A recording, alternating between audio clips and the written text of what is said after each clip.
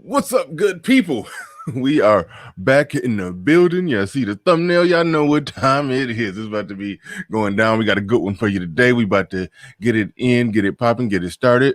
We're about to be joined by Mumia Obsidian Ali. I saw some people already in the chat waiting. People have already dropped their comments. Even saw somebody already super chatted. That was nice. That was so nice of you. Bless your heart. Bless your heart. Like to thank everybody who's going to file on in today. Make sure you hit that like button on your way in, and let's get it. Let's get it. Let's get it. Let's get it.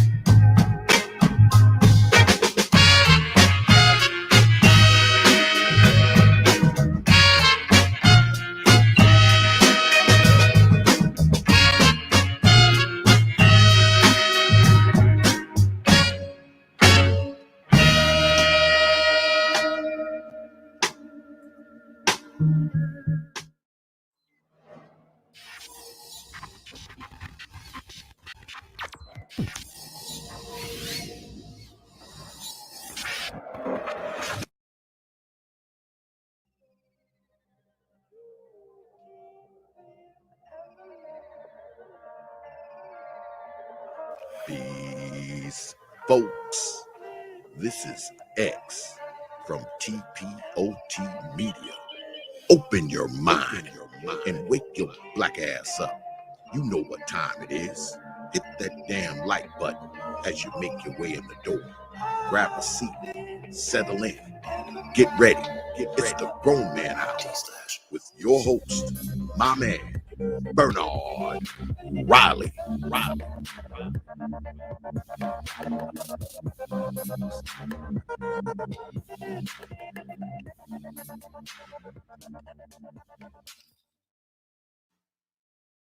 Something special happened today. I got green lights all the way, with no big red sign to stop me, no traffic jam delay. See, I was driving over the moon in my big hot air balloon, floating high into the darkness. I hope I get there soon. There's so many things to do, so many people I need to talk to, and they've all been waiting for me. Well, I gotta make it through. Something special happened today. I got green lights all the way, with no big red sign to stop me, no traffic jam delay. Thank my stars for every green. You have no idea what it means. No, no. To a man who's always traveling, who's seen the things that I've seen. I don't know what's yet to come. Not sure of anything that I've done really makes that much difference. Well, I hope it has for some. Something special happened today. I got green lights all the way, with no big red sign to stop me,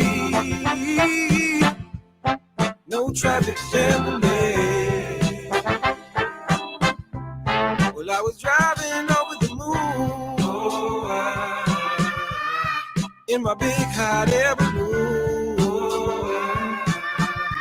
floating high up in the darkness. I promise that I'll make it to you very soon.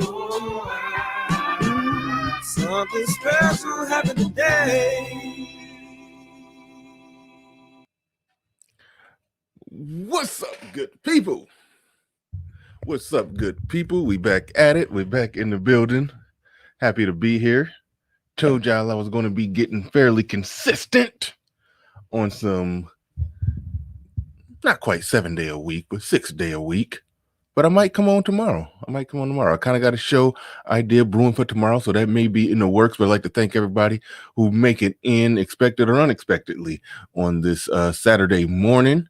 Shout out to those who, hey, y'all already coming with it. Omega Dreads in the building.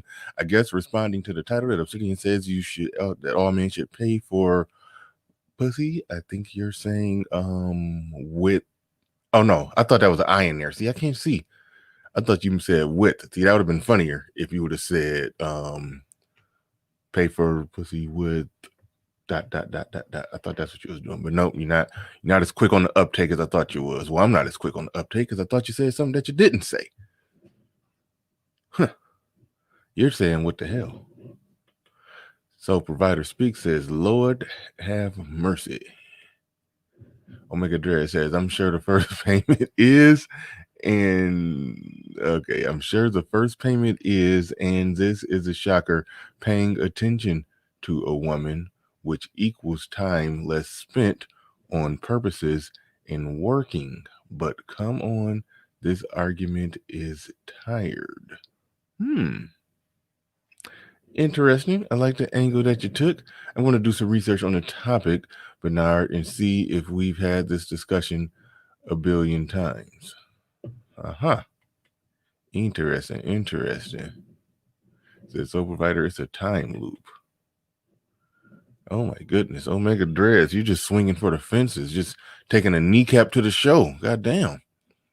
Omega Dreads Gaming Channel. Either way, welcome everyone to the Bernard Riley Grown Man Hour. Thank you very much for the welcoming and the endorsement. Emma Perry says this is already funny.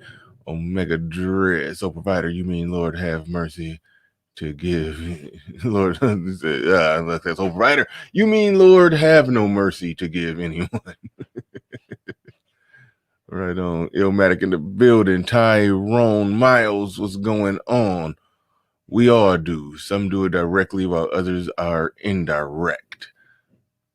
Also, Body Thug. Oh shit, I skipped some people. Trying to make it back over here to where, yes, Body Thug in the building. Tampa Supreme.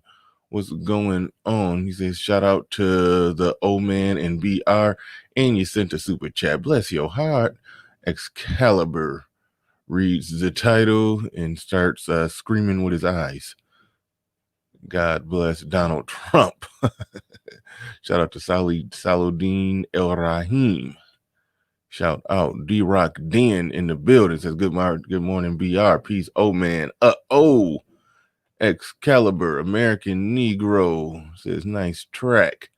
Your first time hearing the intro, huh? See to God. I'm thinking of somebody else. Somebody else got blocked. Or maybe you just got timed out real bad. I don't know. But we'll be joined by old man shortly. And by shortly, I mean as soon as I send him the link, because I haven't done that yet. So we're about to get on with that business right there. Give me 1 second, and we're about to get this thing started. I'd like to thank all of you who made it in bright and early. You know I'm humbled every day when people show up.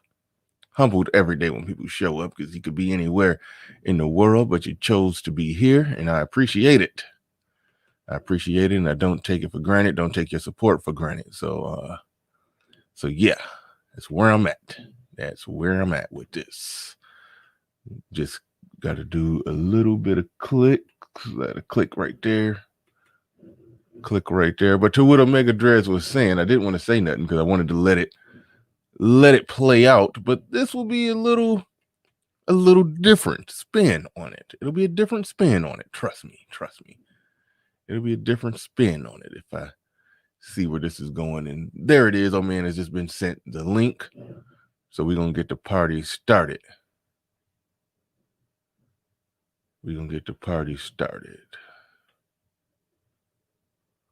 Scrolling down to the bottom, skipped a few people. Mr. Negative Man might be quick on the uptake. He says, I think I already know what he means.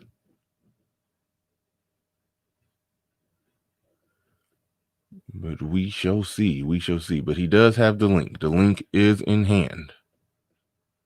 Let me just do the impromptu sound check on that. What if I wasn't hearing me all of this time while I was just blabbing off at the mouth? I wasn't 100% sure if y'all was hearing me, but there it is. All right. Checking on a few things, get a few more things together, and let's get the show on the road. Because without further ado, the man of the hour is in the building. Mumia Obsidian Ali.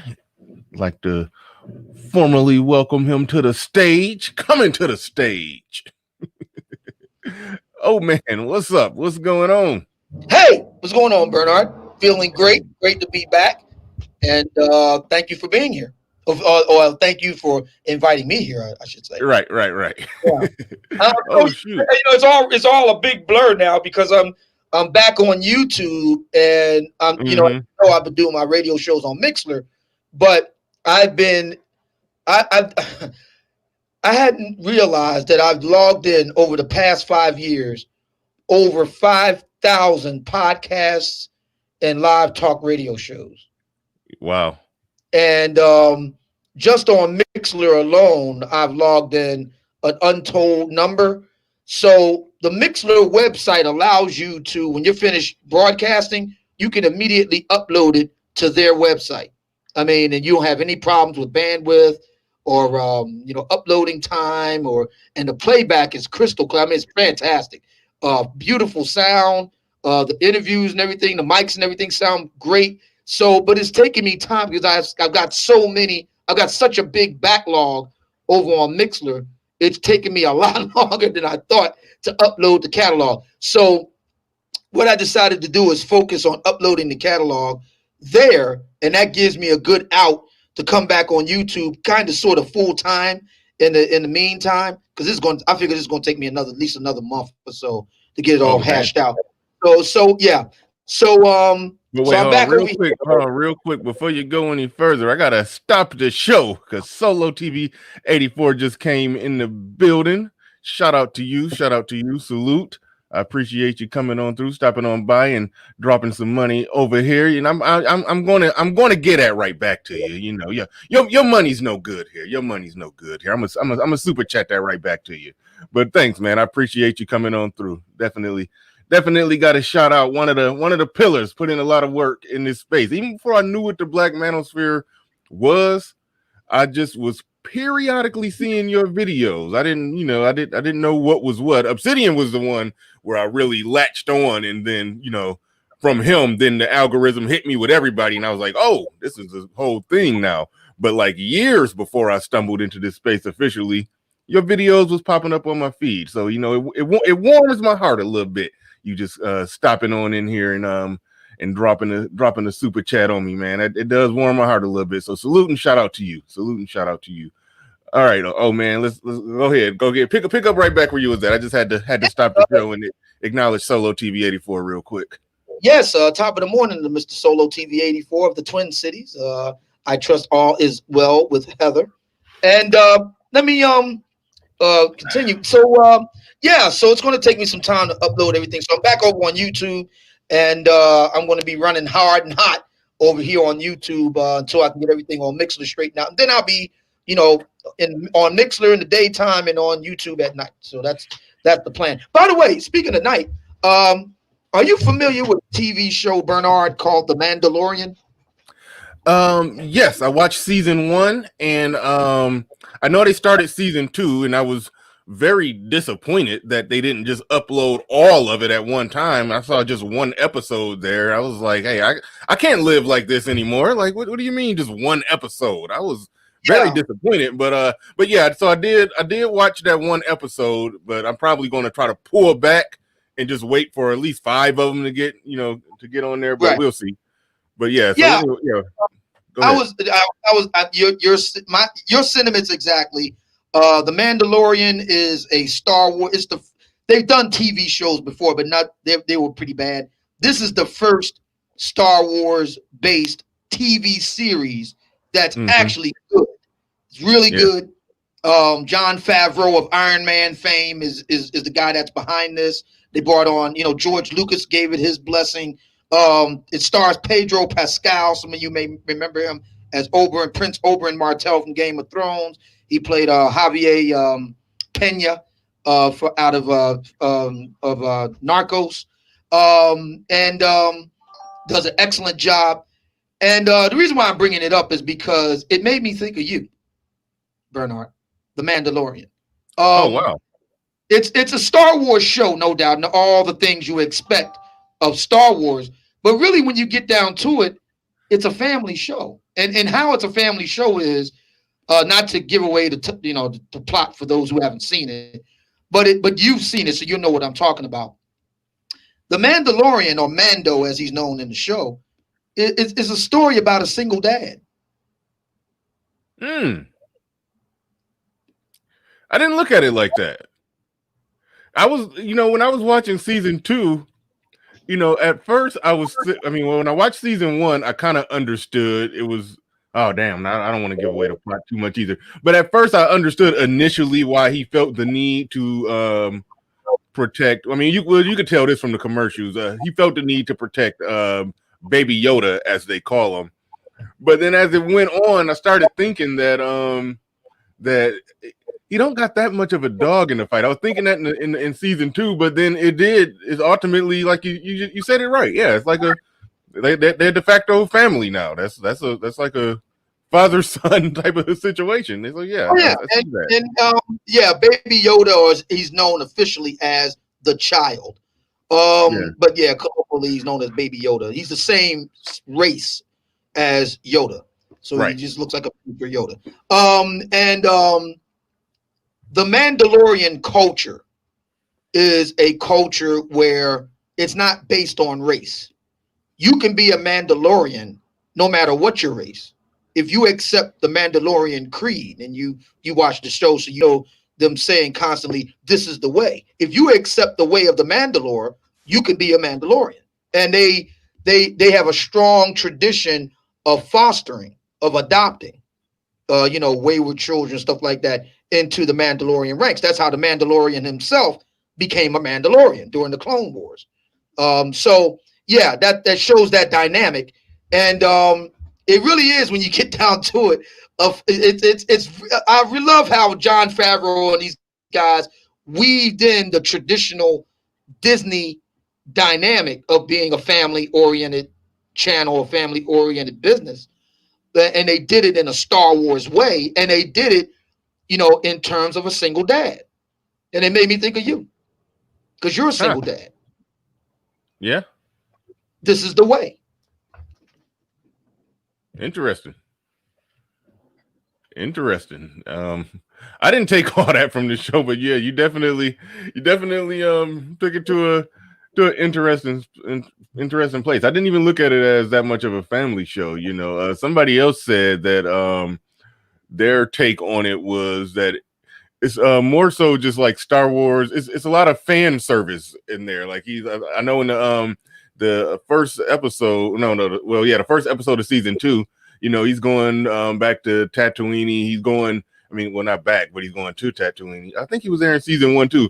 Going to a lot of sites and familiar places in Star Wars, lore, so to speak. A lot of memorable places, and it's an interesting show. It's an interesting show. I like it. I like the way they doing it, and I'm going to just sit back and wait at least 5 weeks before I I agree with you.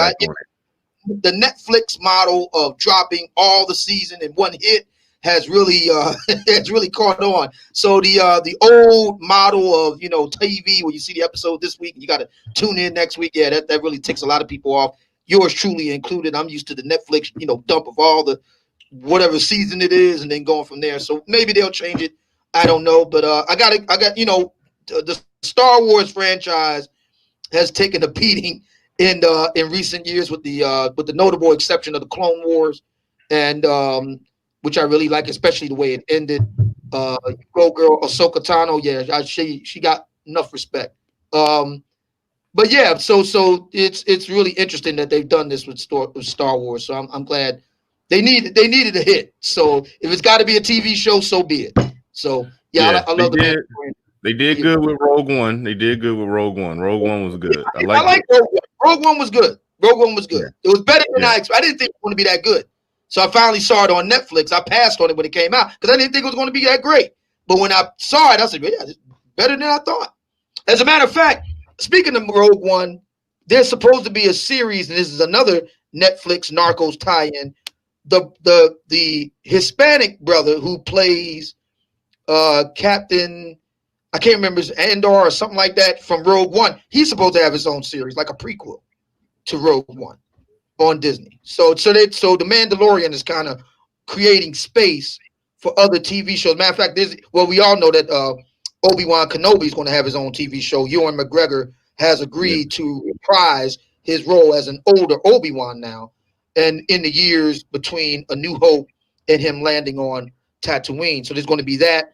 And they're even talking about a possible series for Ahsoka herself, so who's slated to appear in The Mandalorian in the second season. So I'm glad that Disney got a hit with the TV show, and The Mandalorian is excellent, and I hope they can keep it going. Yeah, the last thing I'll say about Star Wars, since you mentioned Obi-Wan having a TV series, I'm assuming it will be sometime. It will be in between the timeline of Revenge of the Sith and A New Hope. It got to be somewhere in between that.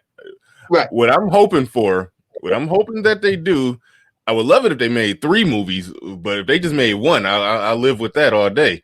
A Darth Vader movie that takes place sometime between Revenge of the Sith and New Hope.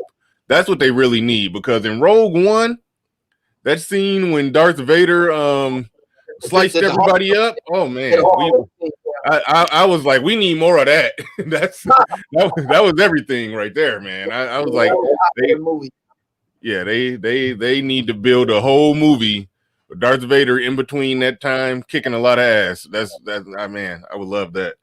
I would definitely love that. Yeah, he was a killing machine in there, wasn't he? Yeah, it was like a monster movie. Like they was trapped and couldn't get out. I mean, I was like, oh man, he got with them. That was pretty cool. Before we get into the topic, overall, I know you talked. You came on. You talked about your return to YouTube. Even though I say you didn't exactly leave. I mean, you still was uploading pre-recorded content or clips from the Mixler show. But as far as the overall experience of going live on YouTube, that was really the unique difference that you're back going live on YouTube. How would you rate the experience of being back and you doing some things different? You used to fight with the concept of the super chat and how Google take all the damn money, which they do. They get you for like 30%. That it is what it is on that. That's cost of doing business if you want to super chat. But just how would you rate the overall experience of being back going live on YouTube? What's your feelings on it? Yeah, very, very interesting. YouTube was a very different place because there have been a number of people, and some of them may be listening right now, who said, well, Obsidian made a crucial error. He shouldn't have left YouTube, and so on and so forth. You have to understand that YouTube was a very different place 3 years ago. 3 years ago and today is a very different YouTube for various reasons. And the YouTube of 2015 to 2017 was a kind of YouTube where, the Black manosphere 1.0, if you want to call it that. They ran into a lot of serious trouble because, to be brutally frank, a lot of black women would get butthurt about what the founding fathers and major movers and shakers of Black Manosphere 1.0 was saying, and they had a way of dealing with it. It was called flagging the video, and you could just flag whatever you wanted, and YouTube would be gone. So I was dealing with that era of YouTube. Tommy Sotomayor, to mention him, I mean, he's that I'm aware of. He's had at least a dozen channels drop like that. So that's what we were up against. As a matter of fact, I was number one. Tommy Sotomayor was number two. I was number one on the what I refer to as the Butthurt Bitter Broads of America LLC hit list of 2017, and so that shaped my approach to YouTube at the time. My approach to YouTube at the time wasn't to see it as a mainstay part of my business, but rather just a pipe, a big antenna, a big radar dish, to drive listeners off YouTube, where I would really plant my flag. That has worked to a degree, but things have changed. The single biggest change is the coronavirus pandemic. So that really changed the whole entire dynamic, and that's what made me consider coming back to YouTube in terms of live streaming. So what I'd like to do ideally, and you're right, there is a lot of money I left on the table. I'm not going to say how much, but yeah, a lot of money was left on the table. So ideally, what I'd like to do this time around is have a presence both on and off YouTube that are both profitable. And so I've had to kind of approach, in a lot of ways, I didn't approach YouTube the way it was supposed to be approached. This is a video medium, like it or not. Are there notable exceptions? There are in any case, but this is a video medium. And I'm also dealing with a predominantly Black audience. So you put the two together. This is going to sound controversial. I'm going to say it anyway. Black people are very cynical people, for whatever reason. And, they need to, and not only are they cynical, they're also very visual. That's the single biggest takeaway I've brought away from this. I used to believe that was only true for Black women, but it's true for Black men too. And a big part of life is acceptance, and I've accepted that. So what I'm going to do this time around on YouTube is go visual. That's the plan in 2021. So what you're doing, what Kevin Samuels is doing, what Angry Man is doing, what others are doing, I'll be doing in 2021. So we're gearing up for it, putting together a production team, and I kind of consider this time around for me like starting over. This is like Obsidian Radio YouTube 2.0. And it's been very interesting. I consider myself really blessed this time around because I have a nearing 12,000 subscriber head start. Usually when you start out on YouTube, you have 0 subscribers. So I got a head start, and it's a new start, and putting things together little by little. And the goal in 2021 is to do actual video. So actually it'll be interesting because I'll be able to do video on YouTube and actual talk radio on Mixler. And I consider YouTube to be terrestrial TV and radio where the FCC rules apply. And I consider Mixler to be akin to Sirius XM radio. In other words, satellite radio where those rules don't apply. So I can have the best of both worlds. I'm only limited to whether I can, withstand an admittedly grueling work schedule. So, yeah. No, I can tell you clearly got a certain affinity for radio. It's something, and I've heard someone else talk like that. This guy, what was his name? Seth Andrews, white guy. He's interviewed some big names like Sam Harris and all of them. and everybody have always begged him to do a video. I think he finally gave in and started doing it, but he was just like, one, he has the voice for radio, an amazing speaking voice, and he just says there's just something about radio where he just enjoys it. Not the perception was everybody just thought that, wow, you must he must look disgusting, but no, he was, when he finally showed himself, he's a decent looking guy, but he just had a certain just love or passion just for radio, just the art of it. It is a different dynamic than being on video doing what essentially amounts to a TV show. It is a completely different dynamic, and some people just like it. It may very well just be an old school thing. A lot of people grew up listening to radio, and you just So I don't know. I don't have that affinity for it, so I was willing to. I came on like I'm going to move with the wave of whatever is going on.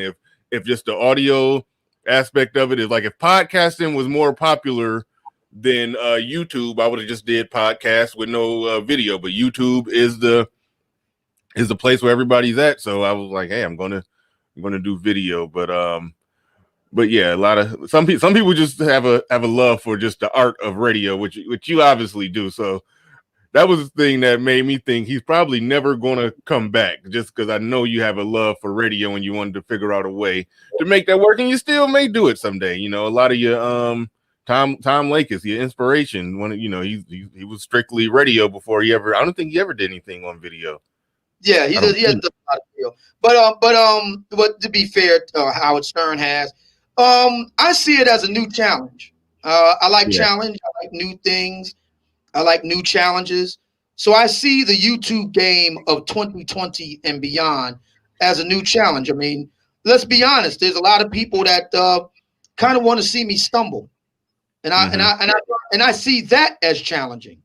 There are a lot of people that want to see me kind of stumble and fall, and I think that's all par for the course in Black American life. When you're a lightning rod like me, and I am a lightning rod. Many of the biggest names in Black social media personalities are by definition lightning rods, and that attracts in Black American, the psychology of Black American people is such that if they really love you, they hate you. So I see it as a new challenge. It's almost like Evel Knievel. When I was a kid, there was this guy named Evel Knievel, stunt guy. And he's really popular. Can Evel Knievel, take his motorcycle and jump over the Grand Canyon, that sort of thing. So I kind of see it like that. Can Obsidian really go on camera on YouTube? We'll see. So that's how I kind of look at it. I see it as a new challenge. And I like, what I like doing is I like rising to the occasion and completely deflating the hopes of those that want to see me fall. And then they just see what happens now, and then they just don't say anything. So, I have a kind of, admittedly, I have a kind of, demented sense of humor. So I see it all as a very good challenge. I think I welcome it. I think this is a good thing. It's, big gains, big potential losses, but big potential gains. By the way, I've been doing very well since I come back. I had no idea that I would do as well as I have. I've only been on YouTube actively live streaming now for the past few weeks, and things are looking pretty good. That's good. Now, since you've been back, you've been saying something. I don't know if to call it controversial, but you definitely you've been saying that that men ultimately should pay for it. Pay for I'm not exactly I haven't cleaned up the language on my show yet, so pay for I'll call it peace leave. Whoever made that up, thank you. I'll call it that for now. You said men basically should pay for it. That's what you've been saying. That's what you've been laying out. You said you actually want to push that concept. If you're dealing with a woman, you should be paying. That's gonna rub some people the wrong way. I I'll save my opinion on it after you lay out the case and what you mean by that and what you're talking about. As I told you when I sent you the email, I have some agreements and some disagreements and challenges to that. So we'll see where this goes. So I'll let you go ahead and start it out. Oh, somebody said Coach Greg Adams made that up. Okay, cool. Shout out to him because I wanted to avoid just saying that the whole show. But yeah, there we go. Peace leave. I can go ahead and say that, and that way I don't gotta use that word because I'm actually taking a page out of your playbook and also Angry Man's playbook because he's been managing to not curse on his show. So, and I think he's reaping some benefits of that by making more algorithm friendly content. So yeah, I gotta gradually work on that myself, even though it'll be a work in progress. But go ahead. What do you mean by that? Were you going with that, with the notion, the idea, the concept that I think you more or less said all men should be paying for peace leave? Well, yeah. See, okay, so we're very much still in a political season. I suspect we will be well into the end of the year and possibly beyond, behind the current events. Yeah. And the thing with me is I'm about moving the conversation forward. What I've noticed in Black America on social media, what I've noticed is that the conversation tends to stall out and just go round and round, and we keep covering the same ground over and over. I like to move things forward. So to me, what this election season in Black America, I'm talking about Black people, in this election season, what has been proven is this: Black women have their own distinct interests. Now, I'm not saying that's good or bad. I'm just saying that's what it is. And that an emerging cadre of Black men are starting to step forward with their political interests. Mm-hmm. Okay. So much of those interests come down to sex, mating, children, family. I note the progression that I listed these things: sex, marriage or relationship, children, family. Mm-hmm. Right? There have been more laws put on the books on these four areas of life than any other field of endeavor. Think about that for a minute.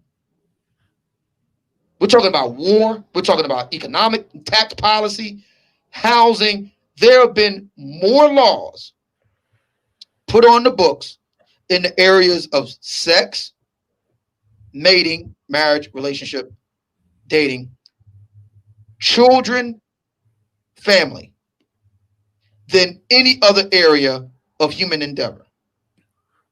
Really quick, those laws, I take it you're talking about Roe versus Wade, all that you're talking about laws like that. Those are related to sex, in other words. Well, not just Roe v. Wade, rape. Okay. Or sexual assault. Yeah. Marriage laws. Yeah. Look what happened with gay marriage. Look at what happened with gay marriage. I'm not saying that's right or wrong. I'm just saying that's a fact. So saying all of this to make the point that politics is very much involved with these things. See, because there is a view, and we touched on this the other day, and me and the brother Complex Design, we had an impromptu kind of panel forum discussion on this. There's a view among some Black men and some Black women that Black men's, I have to say it that way, and I'm going to say it, and I'm going to explain why in a moment. Black men's concerns in these areas are strictly personal. They have no political basis. Now, we know that's not true because we can look at Black women. Do Black women see these issues in a purely personal context? Of course not. Look at their voting patterns. Look at the issues that they vote for. Mm-hmm. They don't see it as a purely personal issue.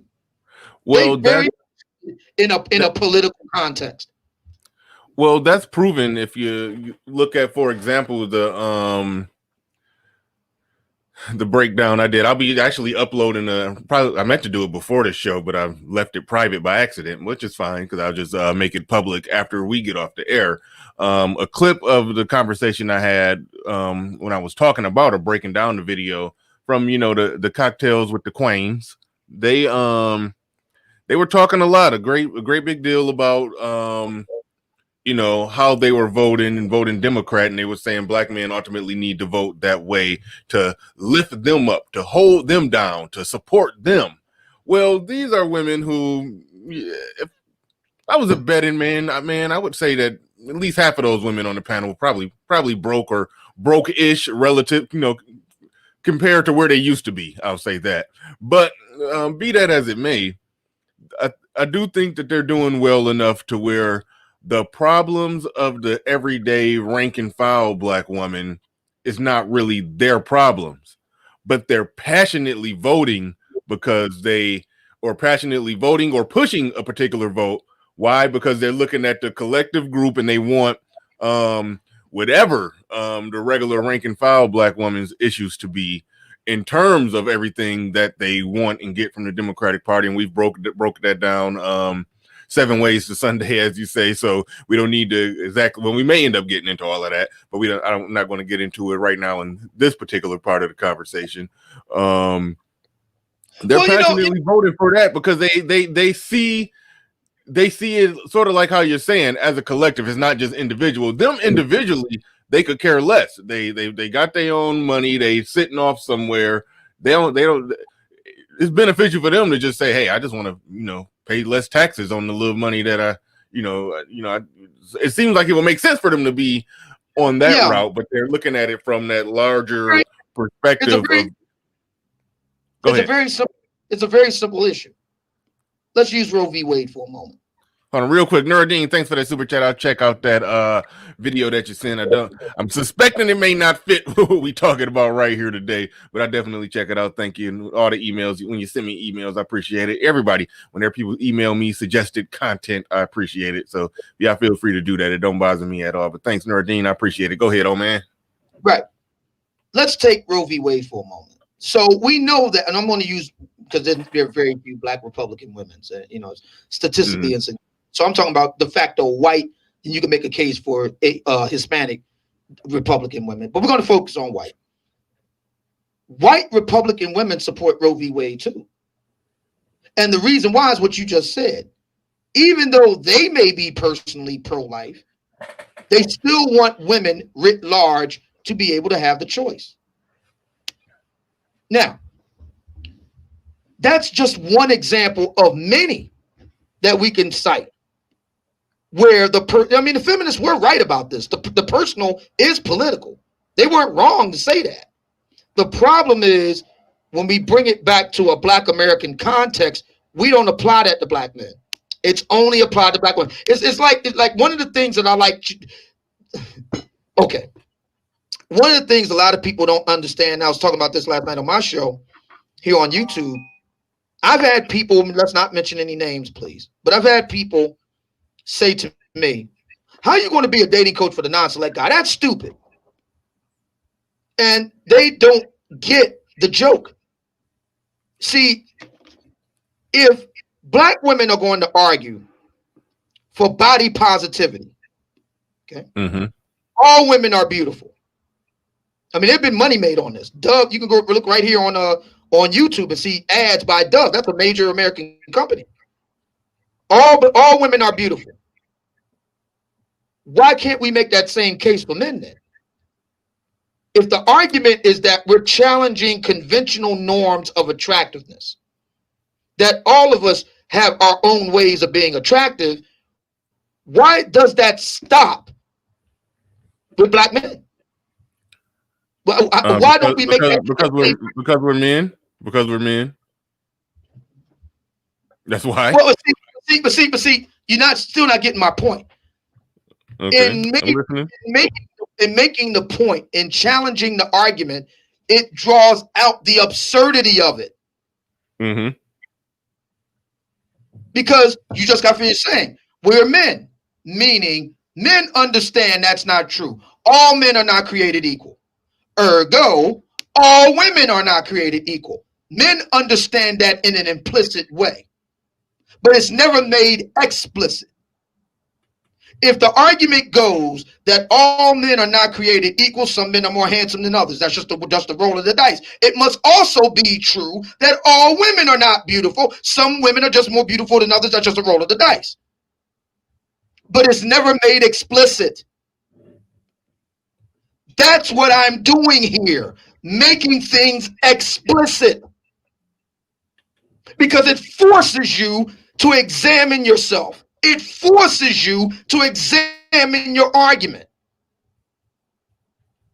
It's ultimately irrational. That's the point. And see, people in our age where we consider ourselves more enlightened, more cosmopolitan, more woke, do we really want to say, and I got to give Complex Design his due on this point, does a sister really want to say, I just want a dumbass nigga? I want a guy that's not too bright. He looks great, but he's not too bright. How many women are going to actually say that?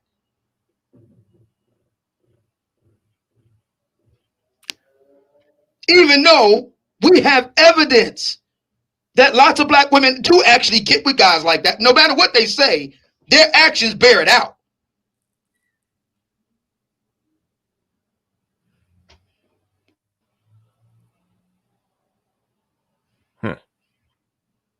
Yeah, that is true, that their actions do bear out that they don't exactly care, even though there are some, they speak it, they say that's what they want, but yeah, they go and do something else, or even when they find someone that's or they say, no, I like intelligent guys, as I now quote game changer on this one, is normally somebody who, even if you took his intelligence away, they'll still be extremely attracted to him. The intelligence is not the thing that they are attracted to. Right. Shout out to Sir Tice. He says, please tell me this is clickbait. Hey, you've been listening to Obsidian. He's been saying this lately. We're going to get into it. We're going to get into it and what exactly he means by that. It is and it isn't. To be fair, everybody, this is all Bernard's fault. He contacted me early this morning and said, listen, man, I know this is like at the 11th hour, but I would really love it if you could come on and do this show with me. And he presented the title. And I said, what the hell? This is going to be interesting. So I said, yeah. So it's his idea. But in itself, it's a kind of sarcastic, tongue-in-cheek way of approaching this topic. So, yeah. But in any event, that's the whole point of what I'm doing here. Now, you remember we discussed it on your channel a little while back, my Tinder experiment. And the real point of the experiment, it was interesting to me that the response from black men, and it's not just here on YouTube. I've had a similar response on Facebook with guys who probably we wouldn't know here on YouTube. They will be unfamiliar to us. So that tells me that I'm striking a raw nerve, because I'm challenging core beliefs.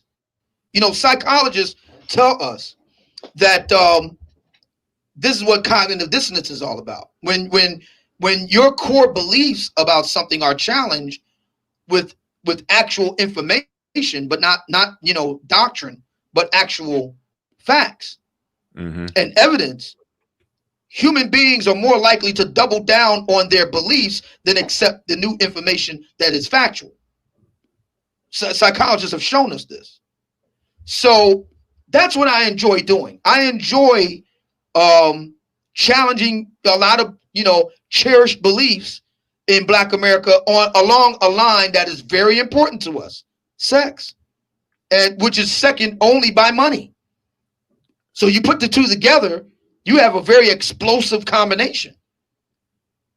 And that's the reason why I suspect today's discussion is going to, once again, it'll be a lightning rod. You either hate it or you love it, because it deals with two very important domains in Black American life that is very important to us: sex and money. And I'm challenging cherished beliefs on both. Right on. Shout out to Black Torch says, back to regular programming. You should know what my regular programming is. Me and you are the ones that did the show What Did Obama Do for Black People? Then after that I had a show or two that were talking about women, and then I did a show on some politics again, then did another show talking about women, then I did a one-on-one with Angry Man about politics, and I got a show, don't got a date pinned down on it, but I'm going to shoot for tomorrow doing a show with someone. I'm not even going to say who yet, but it's called What's Next for black male conservatives, for conservative black men, considering that Donald Trump might lose if he don't do all of his, if he don't challenge it and win. And then I got a one-on-one coming up on Monday. Going to do another one-on-one with Game Changer. We probably will be a woman-related topic that politics may infuse into it. So I don't like when y'all try to make it seem like this is a one-dimensional linear thing. We go everywhere from politics, religion, women, pussy, marriage, family, the whole gamut of we deal with the total black man over here. So get out here with that. Back to regular programming. Now, Bernard, you just cited the very things I just mentioned: sex, mating, children, family. And your response, you just mentioned them. Yeah. You just off.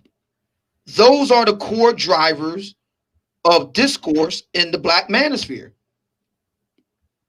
It's not, abstract discussions about the fourth industrial wave. No, it's about sex, mating, children, family.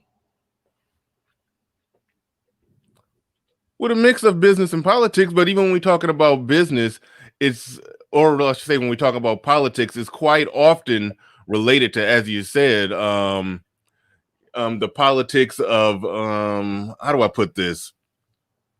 Like, for example, we'll talk about marriage laws. We'll talk about child custody laws. We'll talk about, how all those things, intertwine into what we're talking about. Even when we talk about where things went wrong, where the black community started going down the drain coming out of the 60s and everything, is politics connected to that, because it was changes in culture coupled with changes in laws that ultimately led to what I would have to assess as black women going their own way, and that ultimately led to boys being raised by single mothers, which ultimately led to the crack era in the 80s, which ultimately led to what we're doing, what we got going on right now. So it all connects and goes full circle when we're talking about women, or we're talking about politics, and even when we're talking about business, it infuses into there. So I don't like when people try to make it seem like it's just a linear, one-dimensional. We're only talking about inserting penis in vagina. Like it's typically bigger than that when conversations are being had. But here's the thing. Why is that bad? It's not bad. It's not bad. But hold on real quick. It's not bad, but I hate when they try to piss on a conversation that's happening at a higher level than penis to vagina. That's what I'm asking about. Why can't the conversation proceed on its own merits and then you make a judgment? Why the need to pour water on it? See, I'm asking about the mentality, and see what today's discussion is all about, because I saw the brother Sir Tice make a statement along the lines of, and let me scroll back, and he said something that was pretty interesting. He said, all things are intermingled. That said, I'm sick of this never-ending discussion of fixing a woman that embraces feminist values. Actually, this discussion has absolutely nothing to do with fixing anybody. Least of all, feminist women, in this case, black feminist women. Doesn't have anything to do with that. But see, do you see what I'm talking about here? Where did that come from? And see, today's discussion is really about black men, not black women. As it says in the title, it doesn't say all women and men or all women. It says all men, in this case, black men. That's really what this is all about, because we know where black women stand. If there's one takeaway from this year's election season, it would be that we know where black women stand. Black women do not agree with patriarchal norms. Black women do not agree with the traditional family structure with the black man as the head. They don't. They may say that. It sounds good. We all know about the Bradley effect. Black women may talk a mean game about it, but the numbers, the empirical evidence says something else. Black women believe that they can devise alternative family and by extension community structures, and that those structures can be viable with the assistance of the state. Read the taxpayer. Read black men that they do not have to answer to, that have no ability for authority or oversight, but they can access their resources indirectly in the form of the state. That is what black women are about. We don't have, this is not a wild-eyed speculation or a conspiracy theorist. This is the numbers of their own voting patterns over the past half a century. So we got that. It is what it is. We're good with that. The question today becomes, where do black men stand on this? Do black men agree with black women that they don't want a traditional patriarchal family structure? Do black men believe that the traditional black family is old hat, should be tossed on the dustbin of history, and that we could come up with alternative ways of family? Read, in the main, baby mamas, single mothers. Do black men believe that the state should take care of these families, women, communities? Read the taxpayer. Read black men who have no input, oversight, authority, only their resources through taxation. Black women already believe this. They voted, they speak for it, they're very balls out, so to speak, with it. But where do black men stand on it? See, that's the fundamental question of today's discussion. Shout out to Platinum Elite who sent a super chat. Appreciate that. And we got Laro in the building. He says leading with your wallet will lead to failure. To some degree, I agree. It depends on how you.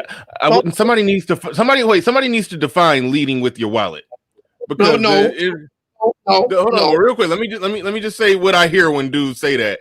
It's like they're depicting it as if somebody is walking up to a woman saying, "Hey, I got money. Do you like me now?" Like I don't understand. I don't understand what's being said by leading with wallet, and I don't know who's actually leading with wallet. I think if you're doing well and you're successful and it's visible, people are just going to see that, and that just becomes just an aspect of who you are and what someone may or may not like about you. So that's something I never understand. The only guys I hear consistently talk about things like that are guys that aren't successful. All right, no, listen,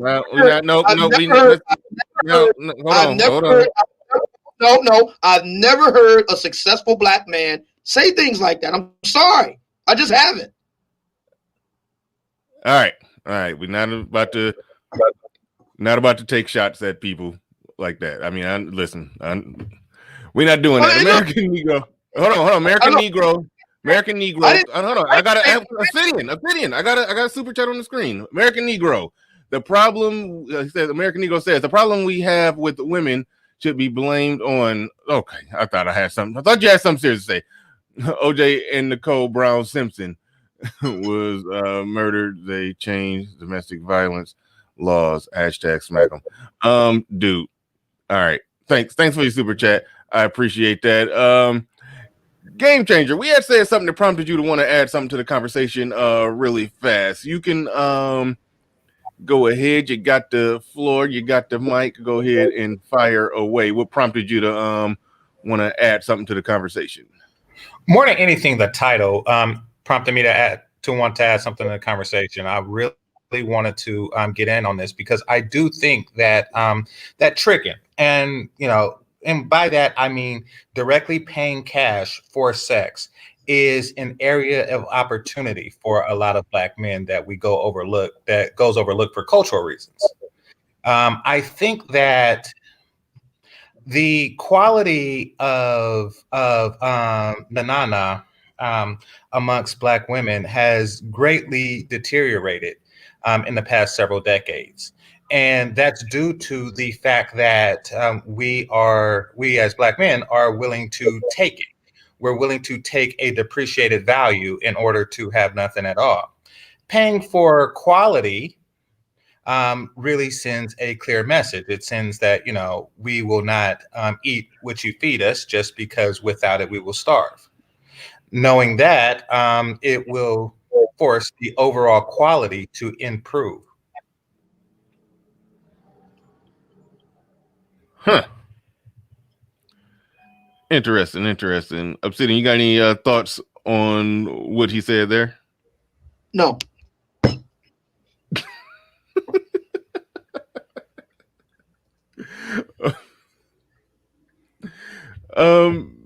Okay. Okay, interesting. What do you say paying for it could be an opportunity for a Black man? That part I didn't understand. What exactly did you mean by that? Okay, so right now, Black men are suffering from diminished quality. Now, what do I mean by that? I mean that 82% of Black women are fat or obese or overweight or both. Therefore, Black men have learned to settle for this weakened position. It's not like 100% of Black men are sticking with the remaining 18% of women. A lot of Black men who themselves are in shape are forced to take diminished quality because there is no other place for their penis. So this is an opportunity. This is a place to place your penis. Here's the thing. There's nothing worse than sexing down. There's nothing worse than putting your penis in dirt for a man.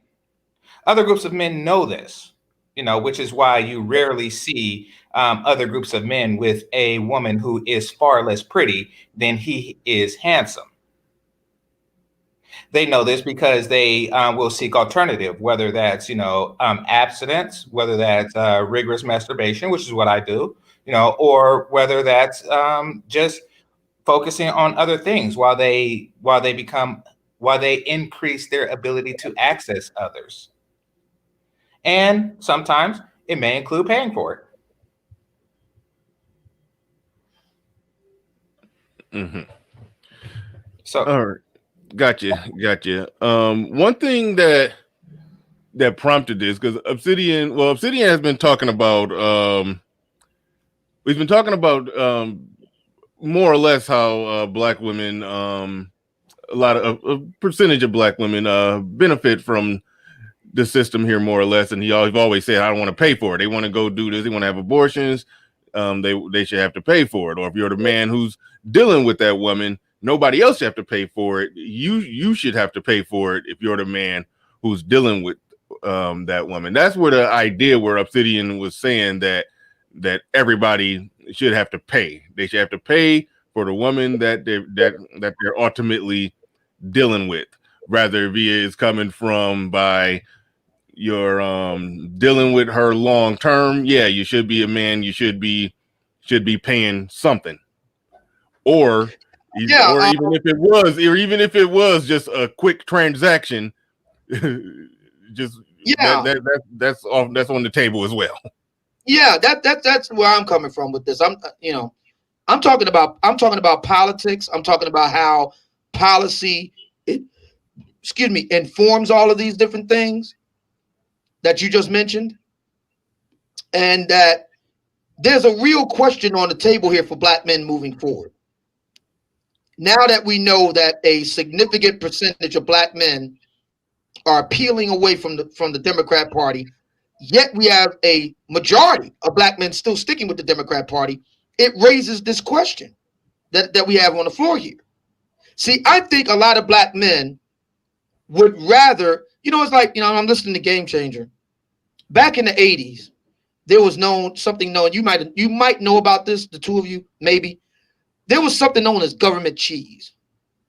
Yeah, I know of it. Yeah. All right. So it didn't taste as good as the cheese you could buy from the store. You could get, cheddar, American, Colby, Sharp. I mean, it just didn't taste as good as the stuff you could buy from the store yourself. But if you were, of the welfare class, beggars can't be choosers, right? Mm-hmm. So I'm listening to Game Changer speak, and see, here's the thing. Beggars can't be choosers. Exactly. And a lot of them far too many brothers. If you are a black man without resources, which is what women definitely want, make of that what you will. Women want men with resources. You're not in a position to have the leverage to get the kind of cheese that you want. You have to settle for government cheese. Wait, now, what you said? Go ahead, because you said something that prompted something. Go ahead. Yeah, my question is this. There are a lot of black men in Black America. Shout out to Elijah Anderson, author of Code of the Street. There are a lot of black men in Black America who don't live up to the traditional markers of American manhood, meaning the ability to take care of a wife and family. A lot of black men can't make the cut. They can't. Not won't. Because if you want to tell me there are brothers out there who can do it, they just choose not to, I can hear that. But there are a lot of black men who can't do it. All right. It's not a question. It's two things I got to say with that one. And this is my problem when you say is there's a lot of black men that can't do it.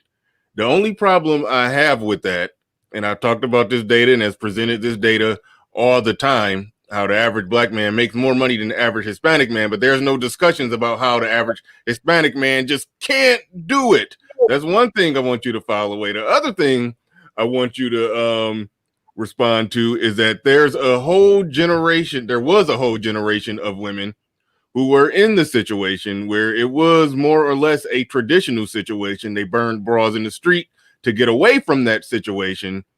And many of them are now in the aftermath of that, the next generation or so after that. They say they want it, but they don't behave like they want it. They want their little piece of a job and some freedom and ability to do what they want to do. Then late in the game after the fact, me and Game Changer actually talked about that. Then they showing up on Kevin Samuels' show. Oh yeah, how do I get a man with higher value at 37 with 2 kids and a little overweight? That. So the thing is, they don't even want that thing that we're ultimately saying that men need to be able to do. I think they've shown that given the opportunity to choose between living out their life and having freedom and just making just enough money or via the government, either way, having just enough to put food in their stomach and a roof over their head, that they rather take that deal and be free and just have sex with who they want. Exactly. So, and hang on. So to answer your two questions, Hispanic men first. I am not Hispanic men, the lives of Hispanic men, right, wrong, good or bad, is not my area of expertise. I'm not able to meaningfully speak to that. Number two, with regard to the argument with black women, this is a bit complex, so just hear me out. Mm-hmm.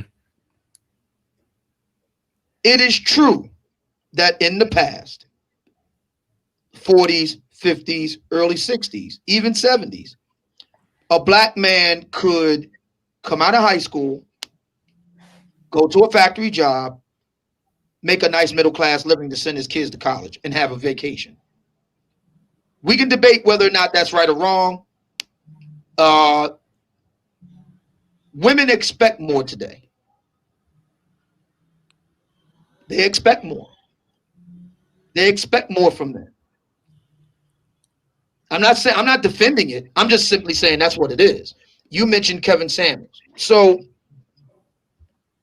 what's clear from all of these conversations he's having with black women in real time is that they expect a certain type of man. I'm not saying you have to like it. I'm not saying you have to accept it. I'm just telling you what it is. And there are a lot of black men who cannot meet that. No, a lot of men. We're talking about black people here. We're talking about the black political situation. There are, for whatever reason, a lot of black men who can't do that. I'm not making a value judgment here. I'm not saying it's right or wrong. I'm just pointing out what it is. Going back to Elijah Anderson, an Ivy League black male academic who's done years of boots on the ground research, excuse me, in his books, Streetwise and Code of the Street. I am quoting him now. The American standard of what it means to be a man is the ability to take care of a wife and children at a middle class standard. There are many black men, for whatever reason, who cannot do that. For whatever reason. He gives his reasons in the book. I'm not here to adjudicate that. What I am saying, however, is this, and this is what Elijah Anderson points out in the book. Elijah Anderson argues that an adaptation to that reality on the part of many black men is to shift what it means to be a man from what I just stated, to looking good, having a great mouthpiece, being sexually attractive. I mean, he was talking about this back in the early 1990s, way before the internet came along and black social media as we know it today. And I am saying that there are lots of black men who know that they don't make the cut and are good with the state picking up the tab. And that might explain why there are so many black men who still vote for the Democrat Party today. And that might explain why we hear the type of talking points that we hear over, and it's like a mantra here on black social media, in the black manosphere itself. Let's talk about tricking, for example. Notice the discussion is never about families. Why is that?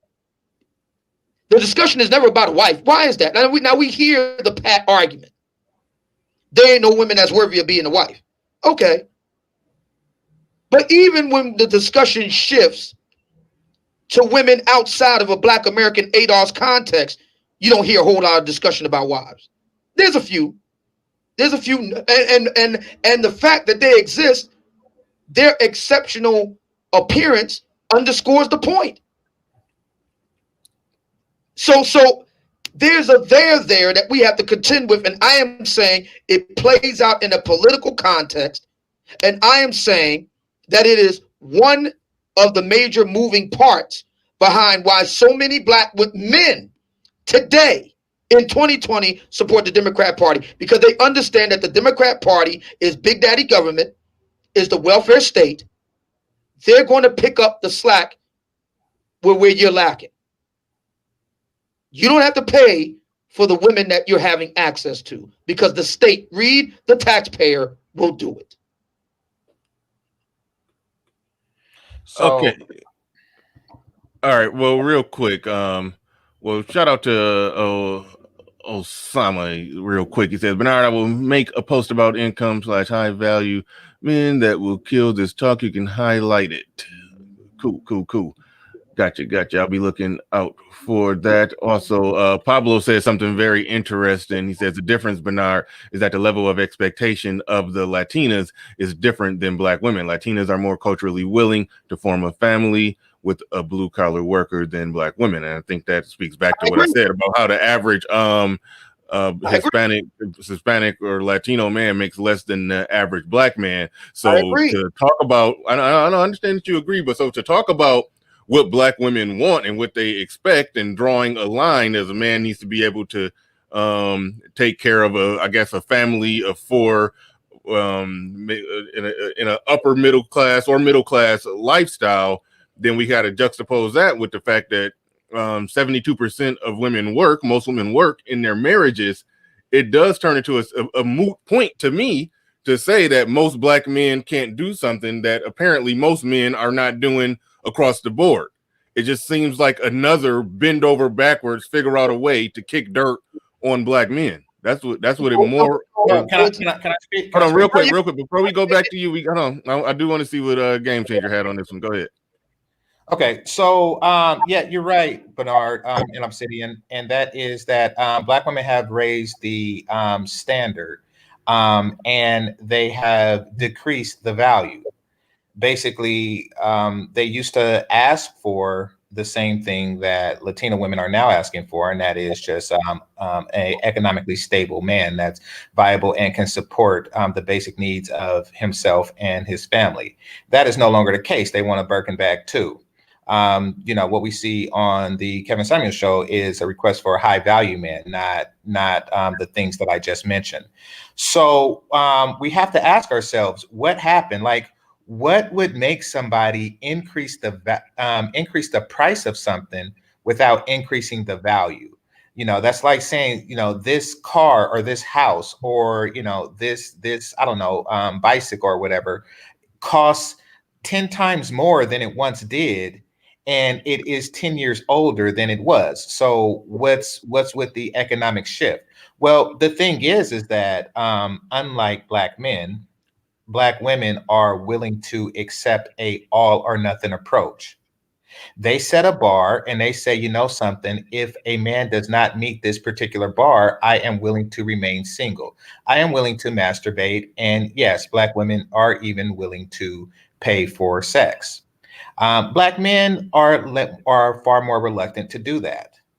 As they increase the standard and lower the bar, Black men collectively have just taken the new crappy deal. And that's why you see, once again, so many Black men who are with women who are far less pretty than he is handsome. Now, I want to respond to something. But is he paying for it, though? Is he taking care of her? Is he paying her bills? Is he providing her with health care? Is he seeing to it that every? That's my point. He's accepting government. That's our point. Hang on. That's my point. But he's that's willing our to. Point. Hang on.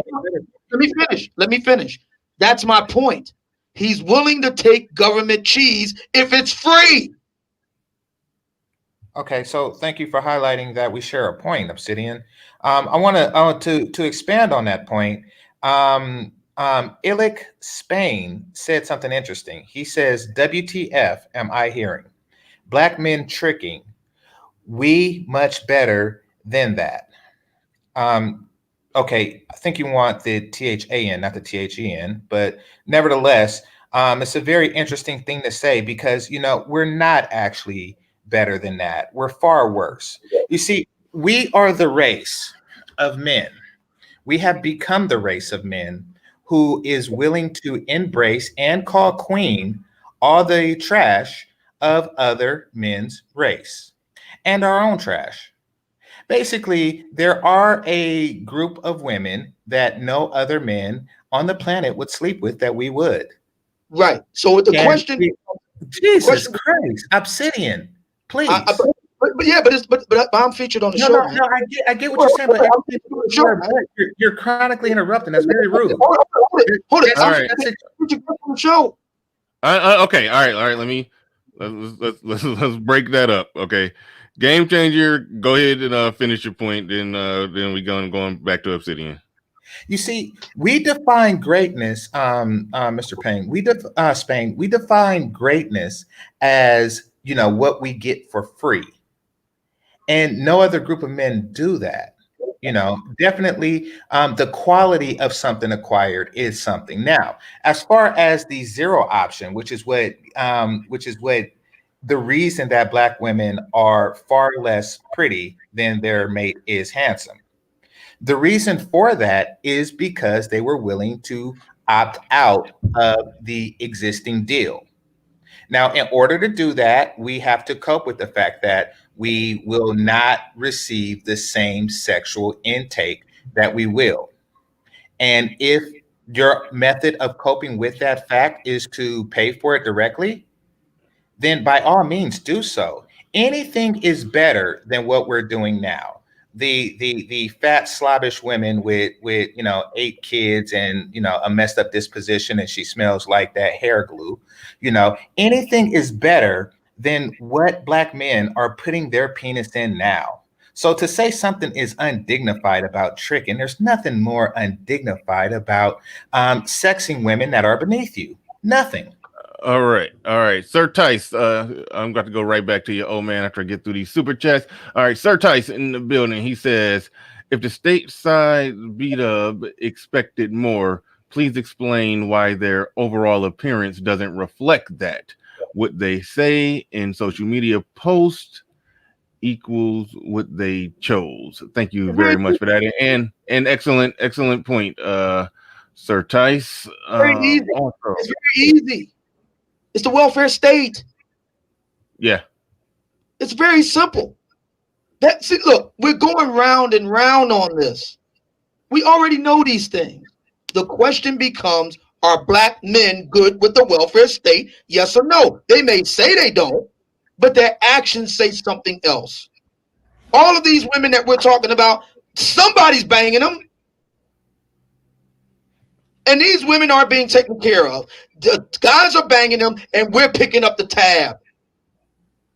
That's the point.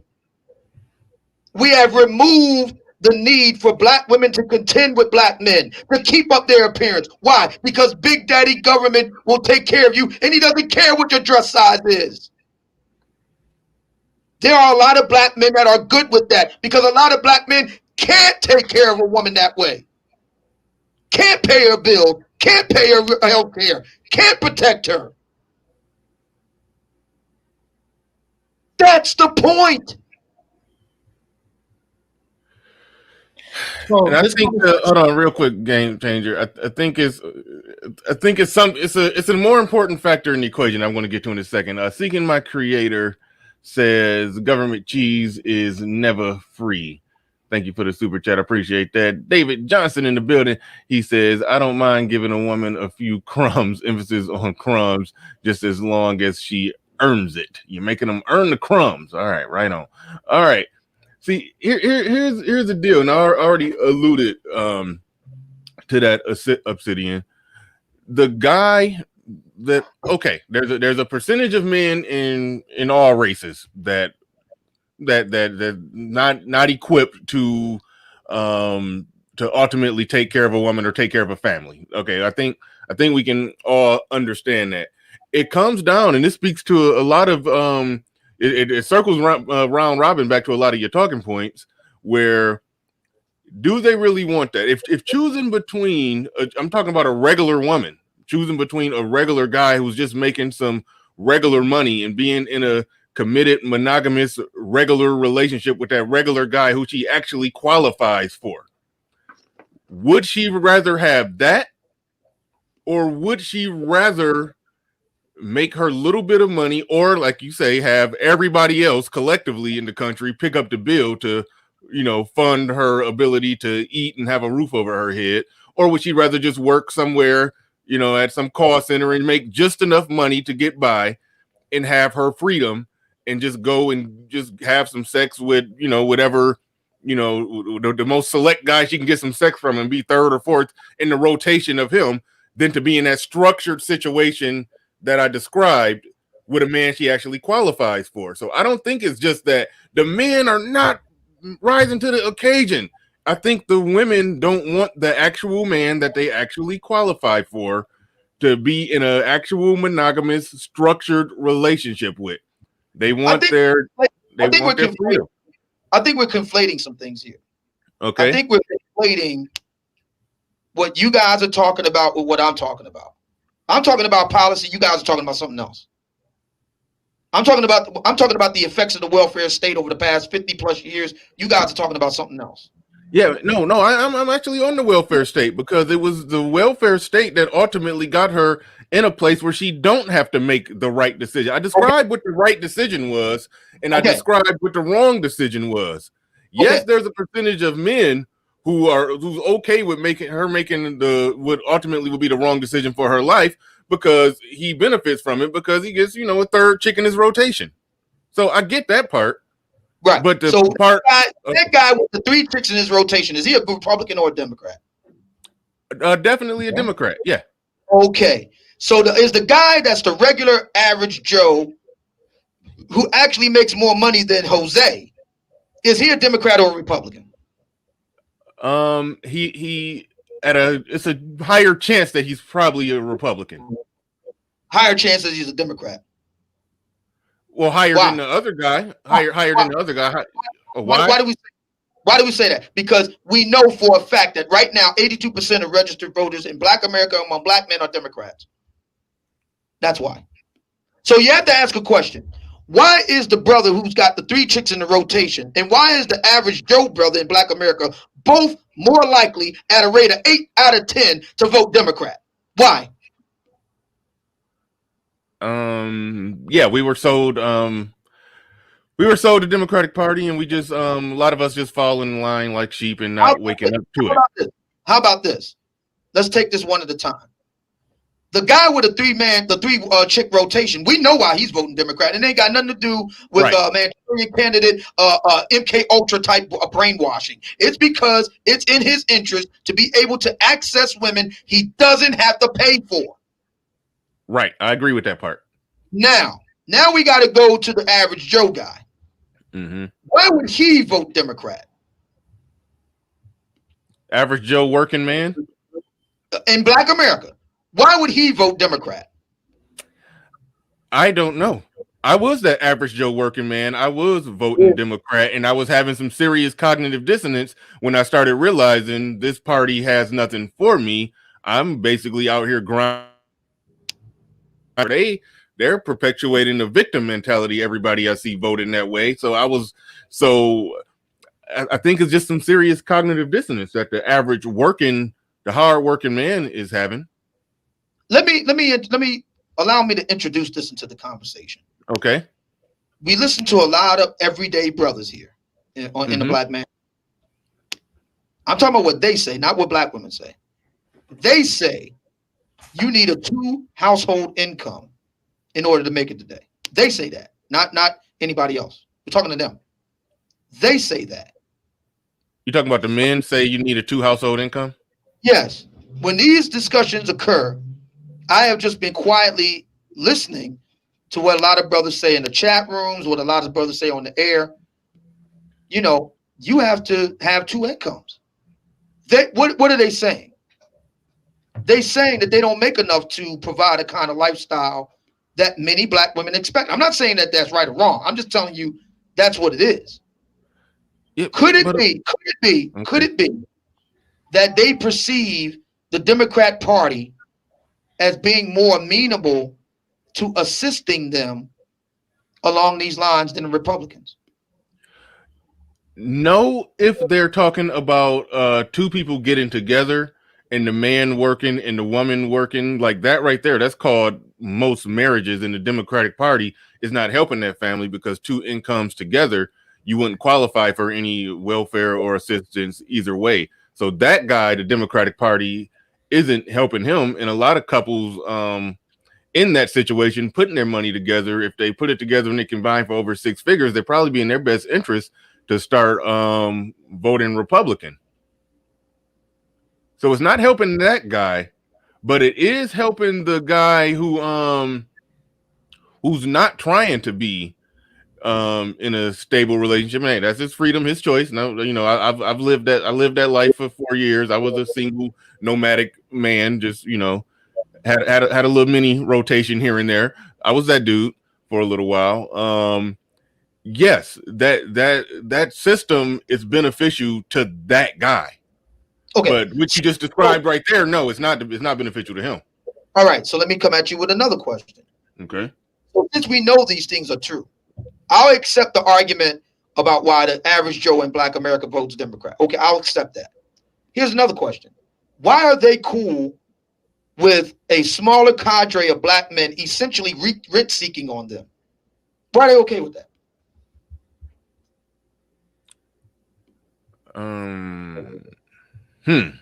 You said, why are they okay with that? I think that would come down to that's a tough one. That's a tough one. You're talking about the regular, average, Yeah. hard-working man. In other words, go ahead. Okay. So we got the average working Joe in Black America. He knows about the guys who got the rotation and the baby mamas and all of that. He knows that they exist. He may know them personally, but he's still paying for it. Why? Doesn't he have his hands full already, paying for his own woman and children at home? He got to pay for his too. Why?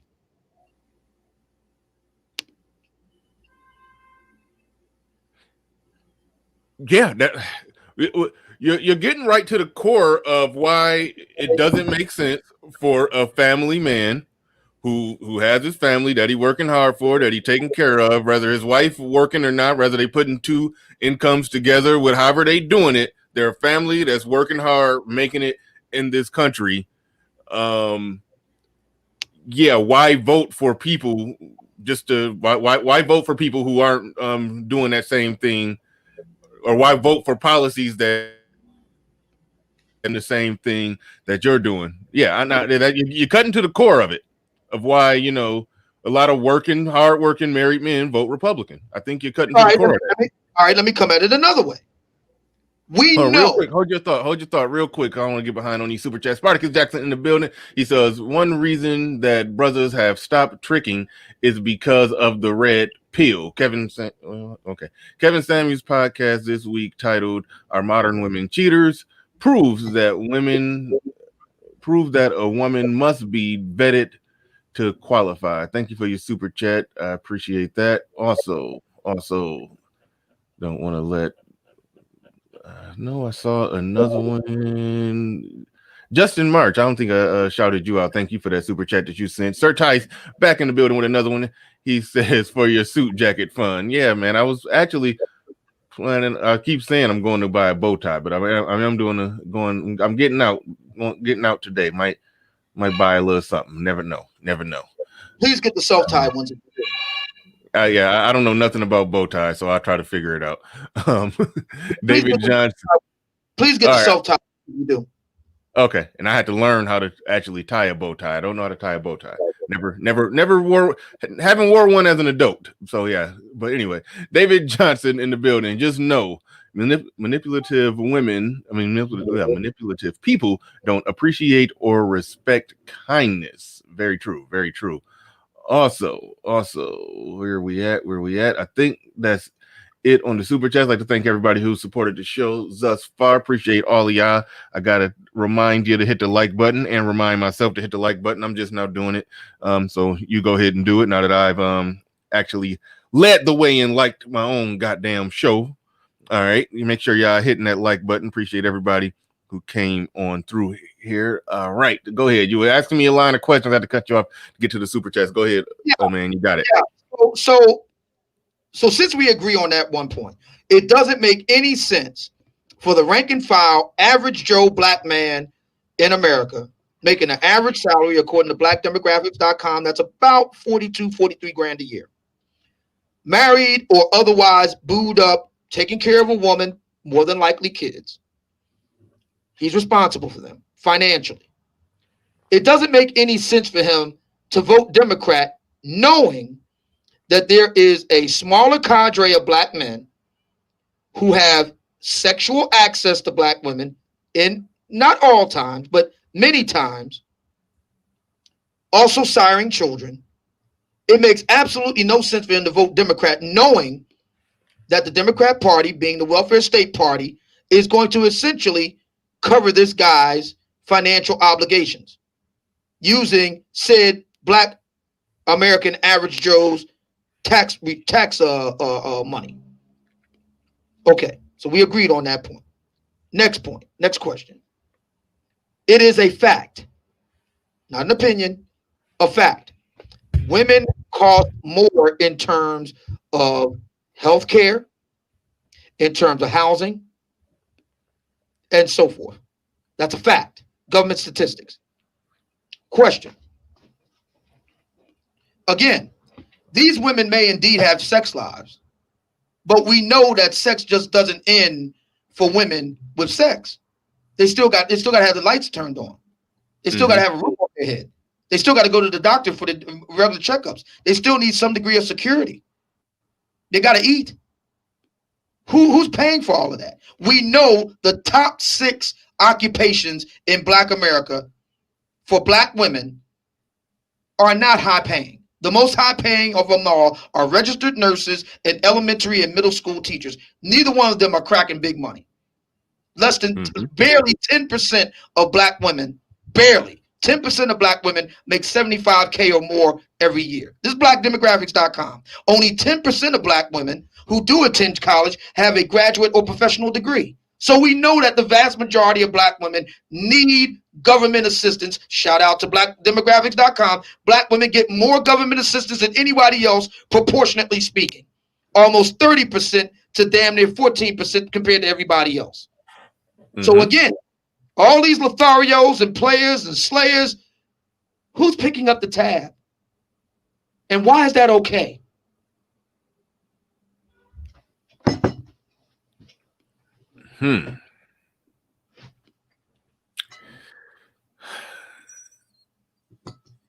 Yeah, it would be if that woman does not have a job, as you just laid out more or less, that there is statistically a high percentage of them that's living off the system. Then yeah, the taxpayer is picking up the tab. So yes, after you read the super chats, may I respond?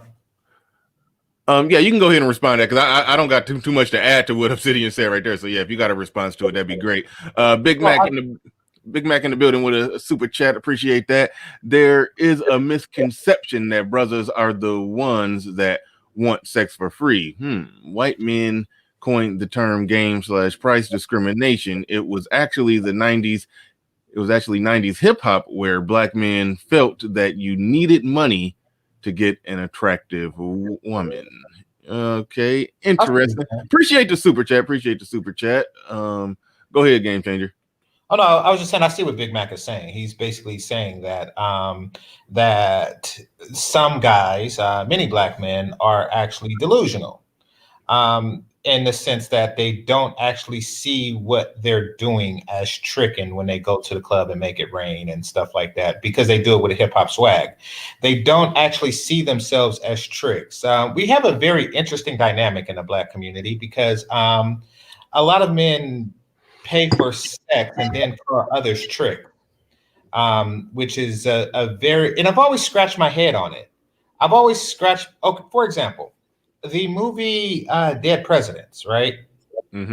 So you had the character Cuddy, who was, I think that was his name, but he was the one who was, putting 200 large on, in the girls, car and stuff like that. He was bringing the groceries but he was looked upon as a pimp. It was a very weird thing. It's like, but that's normal in the Black community. It's like, oh, he's not a trick. Look at his hat. It's weird. It's because it's like, no, he is definitely tricking. He is paying a woman that he's sleeping with while her husband sleeps with her for free. But he has a Cadillac. It's so we have to really. So I see what the brother is saying. We're in this strange, I don't know, understanding. Like, if a rapper makes it rain or at the strip club or something like that, he's not tricking. But I don't know what. But if an accountant do it, he's tricked. I don't know what's going on. That is so interesting. I didn't even catch that from the super chat, but yeah, it is true. If you got a cool hat and you flash the money, then they don't look at it like you're tricking. You got pimp game then. But if you're just a regular working Joe who It's does easy. the same thing. Go ahead, Obsidian. Try to Because explain that one. the guy who has the affect of a pimp is in actuality modeling. I'm not saying he actually is, but modeling what many in inner city black urban environments see as a high value man. I'm not saying that's right. I'm not. See, the problem that I'm having. This is the problem I have with a lot of black discussions. We cannot just be dispassionate and just Right. objectively discuss things. We're very heartfelt, very emotive, and very prone to seeing things as personal slights. And that's why it's very difficult to have these kinds of conversations and as a result, it's very difficult to move the ball forward because everybody's on the lookout for a gotcha. Everybody's on the lookout for being slighted and dissed. Everybody's on the lookout for this. And we can't really move anything forward. My discussion is about policy. It's very simple. Women are a bill. That's a fact. Somebody has to pay. The question is who? I say, I saw one brother in the chat room, I can't remember who, said words to the effect, why are guys hating on players so much? Nobody's hating on players. I'm hating on freeloaders. I hate on freeloaders. I hate on cheaters. I hate on rent seekers. Yeah, I hate on them. But do I hate on play? Absolutely not. Play on, player, as long as you pay. Play on, player, as long as you pay. All right. I don't really. Well, go ahead, Game Changer. Go ahead. I got a question. I'm set on this question for you, Obsidian. Go ahead, Game Changer. Okay, so I don't really have a problem with people who get sex for free, or even people who get sex from women who are more pretty than they are handsome for free, no matter what their economic background is. I do understand that there will always be that dude. I have met that dude, and these guys are few and far between, but they do exist. So shout out to such brothers. Most brothers are not like that, and if you find yourself in a situation where you're in a drought or something like that, and you are given a choice between a grotesquely unattractive woman, a woman who is beneath you in a way that you have value yourself, or simply paying for something that you are attracted to, my suggestion is that you pay. Or nothing at all, of course. Pay for something that has the look of high quality versus accepting for free trash. In other words, exactly, because we as black men have been eating trash for far too long, and it's not the appearance of high quality if quality is based on appearance. But could that reason be because maybe it's not so much a brainwashing, but it's because of real lack of resources? Could that be it? We know. Hang on. We know from the world of escorts. Since lots of brothers are fascinated with the tricking. See, notice I didn't say anything about tricking. I had said absolutely nothing. Hang on. I said absolutely nothing about tricking. But since so many black, hang on. No, nobody said anything about tricking in the title. The word title defines tricking, but go ahead. Go ahead, Obsidian. You have to pay for a wife, do you not? You have to pay for a girl, do you not? Well, that can also be defined. You have to pay to go and date, do you not? That can also be defined as tricking. In fact, it often is. But unfortunately, but please, who is defining it that way? Who are they? The Urban Dictionary, Obsidian.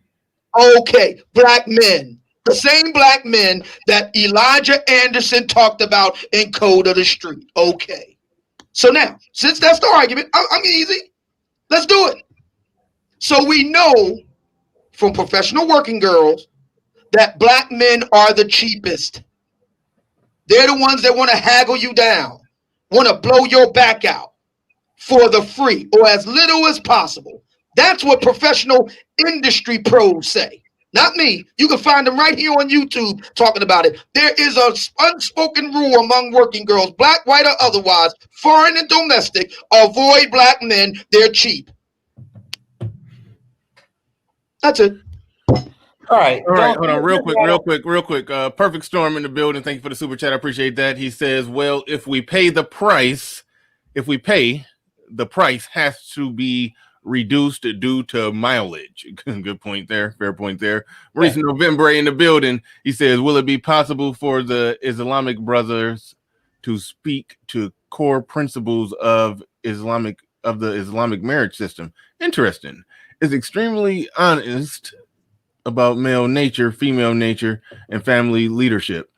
Yeah, that's a show. I think me and Obsidian stumbled across that. That wasn't a topic, but we kind of touched on it. But that one is worth exploring and talking about. Definitely, that's a topic. That's one I'll definitely file away. And Oli, I think somebody's super chat got away from me. I apologize. I think that may have been Seti said that dropped a super chat. If I can find it, I will read it.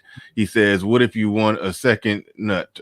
Pay again." Shout out to Laro. Thanks. I appreciate your super chat.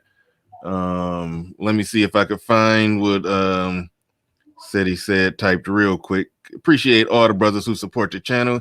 Even if the conversation get a little intense and I don't get a chance to see it or highlight it, I just found Seti said. Thanks. Shout out to you once again. He says, good morning, Bernard and man. Big Zaddy government has undermined the traditional family and wife material, and also the quality of tricking for non-select men is horrible due to Big Zaddy. Shaking my head. I don't know how the quality of tricking for non-select men is. I don't know. But anyway. So, oh yeah, go ahead, GC. Okay, so it's really not a matter of price or if brothers are cheap or not. I mean, sexual negotiations is an individual concern. I don't know how it goes, and nor do I really care. I'm just saying, brothers, if you find yourself in a situation where you are forced to lower your bar, or you feel that you're forced to lower your bar, or trick, or abstain, or masturbate rigorously, do everything you can to avoid lowering your bar, period. We have lowered our bar to a ridiculous degree. That's why we have these women who look like they have a booty in front, thinking that they're beautiful, because our bar is so low. We have to raise our bar and do anything you can to do so, up to and including paying for sex. However you choose to negotiate or what have you, that's an individual concern. All right. Shout out to author Alan Roger Curry in the building. He says, financing the bills for a wife and child is not, in all caps, not tricking. He says that is called providing for your family. I agree, Yeah, but some people take it there. But tricking is when you offer a woman money directly in exchange for short-term, non-monogamous, casual sex. Fair enough. I agree with that, but the conversations do get far upfield where taking care of your family is also tricking. I understand the concept of when somebody say that, hey, you're paying either way, because you are actually paying money to take care of that family, but it is a different thing than just paying for just penis to vagina exchange, just the insertion. Yeah, that's a different thing. Well, I agree. Go ahead. To respond to Alan Roger Curry, I agree with that definition. When I say that the title is, you might have to get closer to the router, GC. It does say. So, what's that? Yeah, we can't hear. You might have to get closer to the router. You started borging out. Oh, okay. No, I was just saying, to back up what I was saying earlier. I agree with Alan Roger Curry, but the title does say, Mumia Obsidian Ali says all men should pay for PU $$Y, meaning that they're not paying for the family, supporting your family, et cetera, et cetera, et cetera. So the title does directly define tricking by both Urban Dictionary and Alan Roger Curry's definition. So, Yeah, the title. Yeah, the title and the thumbnail. I was on some effery with the thumbnail, no doubt about I that. But agree. I think Obsidian through the course of this conversation defined what he means by paying Yeah, for it. yeah. I think it says something about the reader. I think it says something about the inherent mindset of the reader. I don't think it says anything about the statement itself, because when I read the statement, I'm seeing wife, I'm seeing girlfriend, I'm seeing baby mama. I'm not seeing whore. I'm not seeing harlot. I'm not seeing trick. so So I you're think it seeing says somebody that the you reader. pay for. So wait a minute, Obsidian. You seeing somebody that you pay for PU $ Y as your girlfriend? Yes, Oh, okay. Yeah. she's a bill. She's a Let's bill. not get bogged. Okay, I will apologize for being on the effery with the thumbnail in the title. All right, I'll apologize for that. So let's not get bogged down on that. I think Obsidian has clearly laid out what he means by, because he's been saying men should pay for it. You know, he's been saying that lately. So I worded it in the sort of reckless way that he's been saying it, but whenever he said it, he's explained it. But the thumbnail doesn't explain it. But if you've been listening, he explained it. So let's not get caught up on just, debating over what tricking is and what tricking isn't. I think this conversation has gotten far enough upfield to where we know what we're talking about. We got the context of And you know what? the conversation now. But hold on real quick. David Johnson, he says, if sex is a mutual exchange, then why should men pay? Asking for a friend. That's Because it's not. oh, Sex he is said, more important. Because it's not. Because sex is more important to men than it is to women. The science has been done on this. We keep going. This is what I'm talking about. We keep going round and round. This is old ground. We've already done this. The question is, and I'm going to say it again, government statistics prove and bear out that women are more expensive in terms of upkeep than men are. That's a fact. Healthcare, housing, etc. It's also a fact that we know from the old Black manosphere truism of 80-20 rule, there's a smaller percentage of Black men that are not only sexing, but siring children that they are not taking care of. Question: why is the rank and file average Joe Black man cool with that state of affairs?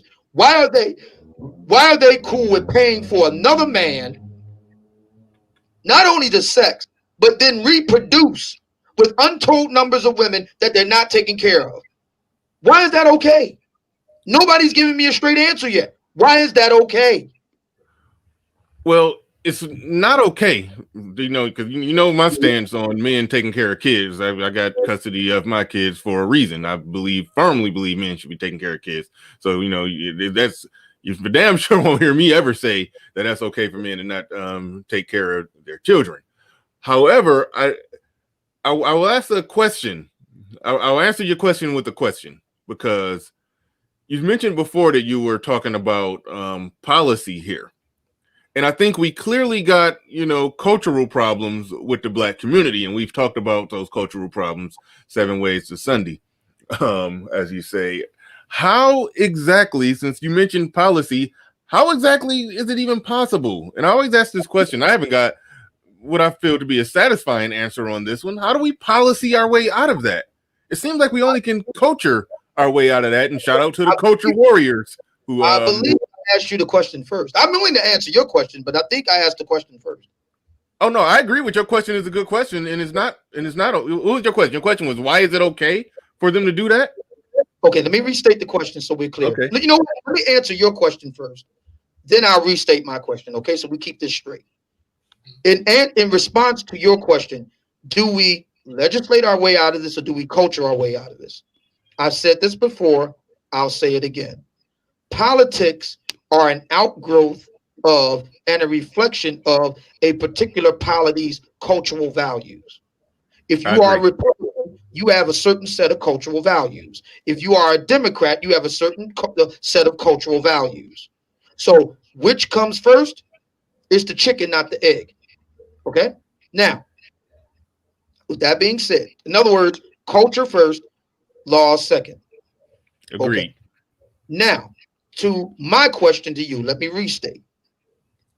It is a matter of government statistical fact, not my opinion, that women are more expensive than men in upkeep throughout their life cycle: healthcare, housing, security, etc. These costs were picked up in the past by that woman's family and then later husband. Mhm. In more recent years, however, the state has increasingly picked up the tab. The state Mhm. is subsidized, or the state is underwritten by the American taxpayer. In a Black American context, where the out of wedlock birth rate is now around 80%, where we know in the Black manosphere that the 80-20 rule is a very real thing. Why would the rank and file Black man in Black America continue to vote Democrat, knowing that there's a smaller percentage of Black men sexing and siring children that they're not financially taking care of? Why are they okay with picking up the tab for him? Okay, two reasons. One was 2 points I'll make. One, there's the guy who benefits from this. Like I said, the guy who's the looter in the Pussy Riot, he benefits from it. So that's his motivation. I think we all can understand that one. I think the other guy has just been sold a bill of goods and just needs to be more or less, for lack of a better way to describe it, he just needs to be unplugged from the matrix. I can't come up with his internally logical reason why he would do it, or why he wouldn't see that as a problem. But so many people do. I remember I'll say something about my mom here. She's always voted Democrat, but when you just listen to her talk, she just will go in. I mean, go in about the women who are pushing the buggies at Walmart after 5:30 p.m. and they got on fucking house shoes and pajama pants and a tank top at Walmart with two buggies stacked to the rim with full of food, when she's looking at what's on sale and doing she goes in on that. She detests all of that, still votes Democrat. And so I think it's something in us. I'm not trying to say it's some MK Ultra, whatever that is, Manchurian candidate. We just we're not operating on normal agency. I just think that for whatever reason, perhaps it just hasn't been properly presented that to Black people, men and women more so than men, because more of them do have a invested interest where they benefit from it. But maybe it just has not been properly presented that we don't benefit from this, and it's actually hurting the Black community. It's actually hurting the chances. It's causing more Black children to grow up without the Black fathers in the home, and we know the results in the stats with that. I want to drive it home even more though. I want to get like Bush's brain, Karl Rove, and micro target this. Okay, it's too diffuse as you're defining it. I want to bring this down to the individual Black man. Why are you paying for another man's pump? It's one thing to pay for your own pumps. Fair enough. Be that in a marriage, girlfriend, hoe. I don't give a shit. You're paying for your own stuff. You're taking personal responsibility for your actions. Why are you paying for another man's actions? For the same reason, for the same reason that 4 years ago or 3 years ago, when somebody asked you to come and help clean up the community or do all this, and you said you refused to be a cleanup man, the cleanup man, there was a group of men out there who just didn't see it that way. They see the situation in the community. They see the women as victims. That's why. That's the answer. They see the women as victims, so they see voting for those policies that help those victims as a good thing. That's what it is. That's my final answer. But see, there's a reason why I'm glad you put the dollar signs and put the word pay in all caps. This is about the money. See, it's great to think about, altruistic stuff. This is about the money. Somebody's paying. I don't want to be if I'm not the one that's effing, I ain't paying. It's that simple. I deal with women that I pay for women that I'm dealing with. That's one thing. I'm not paying for women I ain't dealing with, and I damn sure ain't paying for men that are banging on my. Oh no. I have absolutely no problem with womanizers, players, Lotharios, Casanovas, play on player, but you gotta pay. Now we'll see just how much of a player from the Himalaya they are when they know they gotta pay. Now we'll see. As I've said before, it is a matter of empirical fact. Professional escorts and working girls say don't mess with black men. They're cheap. Studies have been shown that black men are cheap at restaurants and establishments, that waiters and servers avoid black men. That's not my personal opinion. There's a there. And I say it is. All right, David, hold on real quick. I'm gonna go to your next game changer, David Johnson, back in the building with another one. Appreciate your support. Hey, we still got to do a one-on-one, David Johnson. That's I'm sending you an email. Be looking out for it.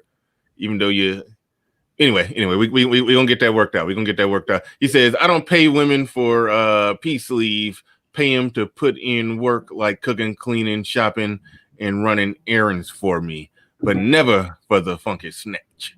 Thank you for the super chat. I appreciate that. All right. Go ahead. Go ahead, GC. You got it. I don't, Obsidian, could you help me understand the relevance of black men being cheap? I don't, because I mean, whether it's true or not, I don't see why we care, or why should I care? I didn't ask whether you should care or not. I was just stating a fact. Yeah, but I mean, what's the purpose of stating it, I guess is my question. Well, the purpose of stating it is to go back to the question was whether this is a matter of law or culture. And I said culture. And I'm giving you the reasons for the culture. I cited it already. Elijah Anderson, Code of the Street. So there are other ethnic groups of people who are considered cheap, but So what? you know, say that again. So what? Yeah, that's my point. So I apply that to the same thing about black men. We're talking about black men. Yeah, but why talk about them being cheap? I don't get the reference of the whole. Because it's a statement of fact, and I gave my sources. That's okay. Why. So well, thank you very much. According to my belly, chocolate ice cream is the best, stating a fact. Now, I want to get back to the paying for sex thing, which is the title of the show. So. Somebody was saying that, you know, if you in the chat room, and shout yourself out, that by paying for it, she lose respect for you. That may be true, but I mean, which is a very weird when you think about it, because you don't like lose respect when you buy anything else. Like, well, the question is, is he looking to purchase respect?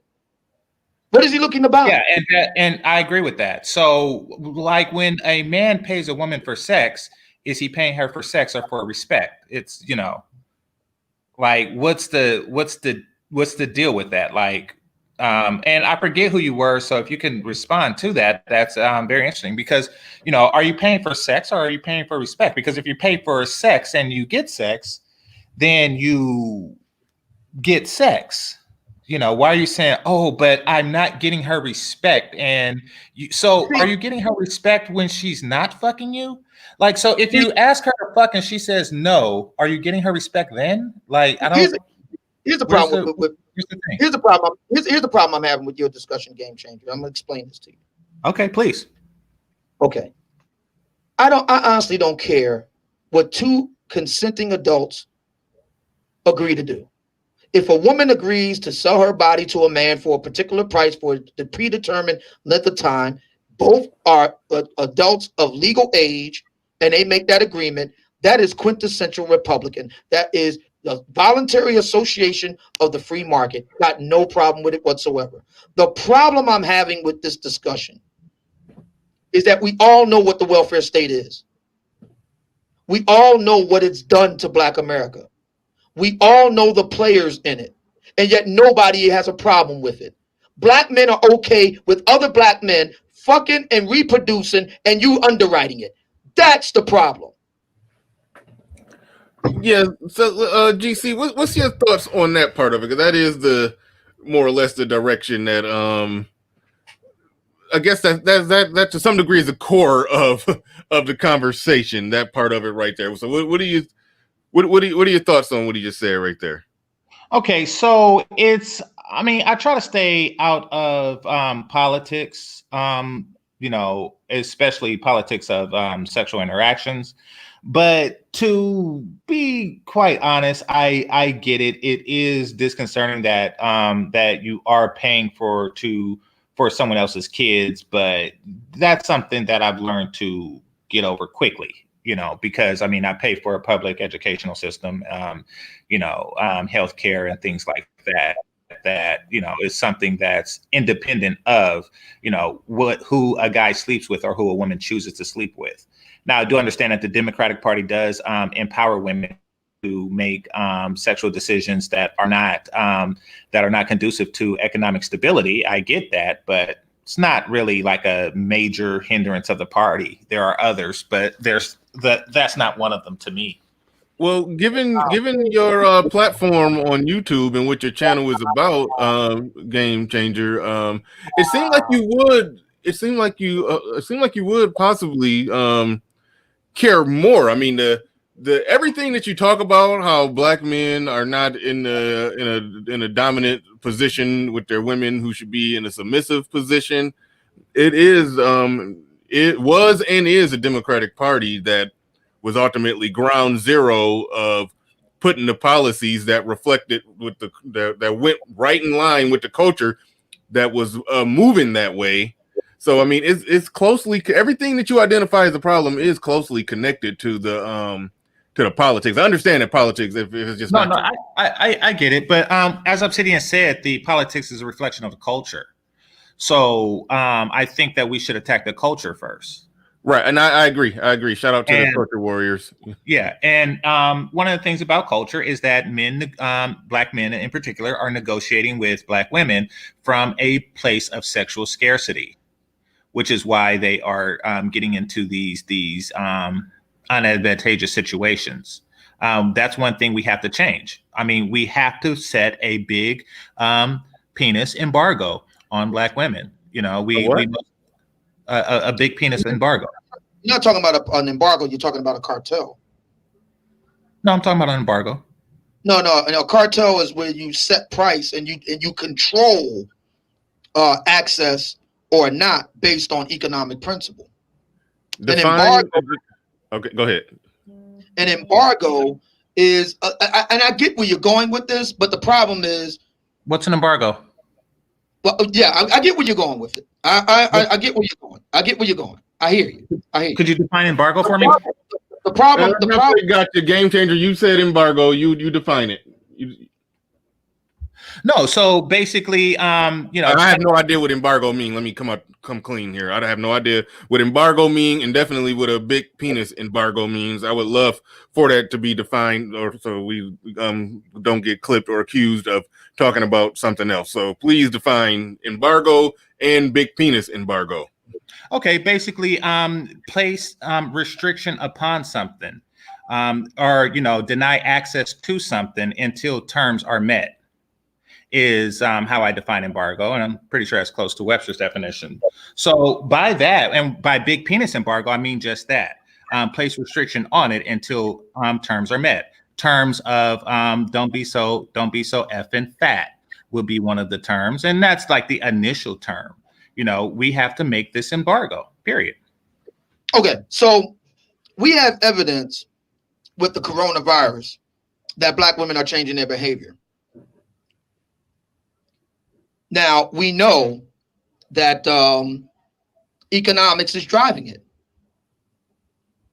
We know that. There have been nearly 1 million black women, 1 million women rather. Excuse me, let me say that again. Nearly 1 million women have lost their jobs thus far as a result of the coronavirus pandemic. Most black women do not work in middle management in corporate America. The vast majority of black women don't. They work in what's known as the pink collar sector. We've seen a man in Kevin Samuels night in and night out over the past 4 months, deluged with calls from black women talking about how they want a high value man to take care of them. the needle has been moved and it's come from the top down. So what I would suggest is that black men keep pressing the claim to get rid of the welfare state. You want black women to lose weight? Get rid of the welfare state. Mm-hmm. We can even make a slogan out of that. You want black women to lose weight? Get rid of the welfare state. You want black women losers? Get rid of the welfare state. But see what that would have to do, though, bringing back in the cultural piece.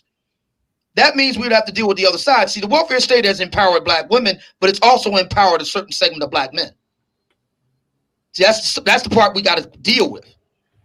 Make it flat where every man has to pay. You want her, you got to pay. You can do it. Yeah, matter of fact, you can get all the women you want. If you got big pockets like that, knock yourself out, brother. You got to pay. Because we're getting rid of this welfare state. Okay, I mean, that's getting rid of something that they want. I say that, we place embargo. Thank you for the definition, Bernard, on big penis as well. That's also something that they want. We as black men have been too loose with it. We have to say, draw a line and say, you do not qualify for this penis. Now, few of us are willing to do that because it goes both ways. You lose access to what they exchange for the penis, which is PU $$Y. And in place of that, to help with that, if you require such aid, then I would say definitely pay. There's nothing wrong with that. Here's the reason why it won't work. The guys who will walk off are not the guys that the black women are sexually attracted to. In order for what you need to work, the guys who actually matter have to walk off. They won't. They don't have any incentive. That's why I said kill the welfare state. And then we'll see just how bad these ladies want them. When they got to go and pay themselves to fuck these guys, when they got to pick up the tab for paying for their housing, paying for their health care, then we'll see just how bad they want it. I was just hang on, just about a week ago. And it was interesting. Kevin had on a sister who called into his show. Very interesting call. And she was talking about the whole dating thing. And she needed to go out on 4 and 5 and 6 and 7 dates to decide whether or not she wanted to have sex with the guy. Now, we know that's bullshit. We know that's bunk. Right. We know it. So, and Kevin picked up on that. And he said, okay, all right, since you need to go out on all these dates, how about this? You pay for them. If you need to go out on 6 and 5 and 3 and 14 dates to figure out if you want to have sex with a guy, fine. You pay for the dates. Now, here's the trick. Once y'all start having sex, then he pays for the dates. She bitched right up. Dummied right up on the spot. That's my point. That's the point. Okay? Get rid of the welfare state, you change behavior. Okay. I mean, and I understand the desire to do that. The problem may still exist even then, but we'll get into that in a little bit. The reason why I suggest, and this is me personally, I do have an embargo on my penis, to where there are women who want it and simply do not qualify to receive it. I do set a bar, of who is capable and worthy of receiving a penis. And I think that more men should. Now, this does mean that sometimes I have sexual droughts, during which times I engage in rigorous masturbation. Now, if that isn't enough for certain guys, then yeah, pay for it. But no matter what, have a reasonable bar set for the penis. Now, as far as the economic thing goes, I'm indifferent. Maybe that will work. Maybe that isn't. I personally, would rather not live in a place, where a woman is qualifying or coming to my penis for wanton food for her kids. Wouldn't stop me from giving it to her, but provided that she qualifies. But that's just not my thing. And it will also just go more into the policies that put this system into motion in the first place, because that's where they were at before they started this. Well, we know that the welfare state didn't develop until No, men should not. No, entanglement. Now, men should not pay for fat women. Fat women. Stop saying women. Fat women are not women, and therefore do not deserve our love or respect. No, I'm talking about quality. I'm talking about quality. Okay. Real quick, hold on, real quick, Obsidian, hold your thought. Shout out to Jedi Mac with the Cash app. Appreciate that. At least I think that was Jedi. Oh wait, no, that wasn't Jedi Mac. It might be. I'm not even 100% sure. I'm forgetting names as well. Sufyan, Sufyan 1977. Thank you for the Cash app. And Osama Abdu, I saw the email you sent me. I'm trying to read it. I don't think it exactly. Well, I sent you an email responding. I don't think it exactly match up with what we're talking about right now on the show, but I will file it away. I will do a show on it down the road, bare minimum. If we get far upfield today, I may present it. But what you sent was interesting, something worthy of a show for sure. But I don't know if it necessarily fit with what we're talking about today. It kind of does with the economic piece, but so I don't know. I'll sit on it. You might see it today, or I might do a show on it later. Also, Big Mac with another super chat. He says we focus on the bums, but those archetypes will have 15 baby mamas that are overweight and unattractive. They usually aren't having sex and reproducing with fine women. Maybe a lot of truth in that as well. All right, oh man, you was winding up to say something and then I cut you off. Go ahead, you got it. Entanglement L actually directed his question to me, Game Changer. He was asking me, should a man pay for a fat woman? I believe that was the question. Should a man pay for a fat woman?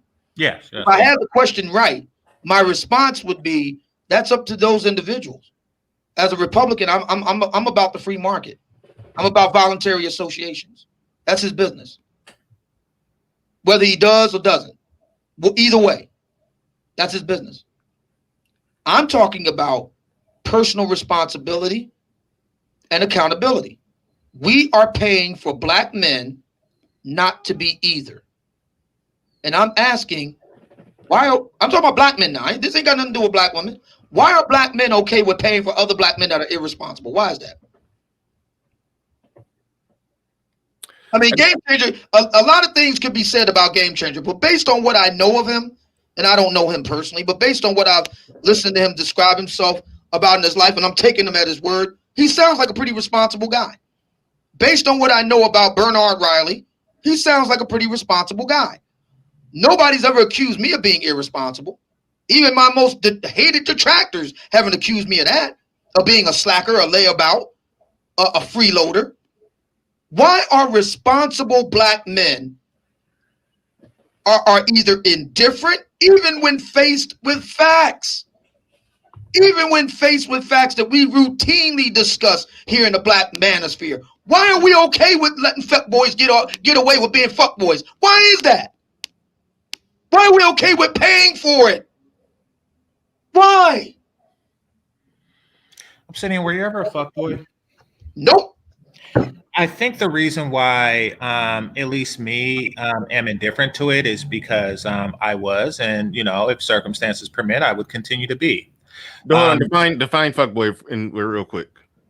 Someone who engages in casual sex. Obsidian, do you consider that to be a fuckboy? No, neither would black women.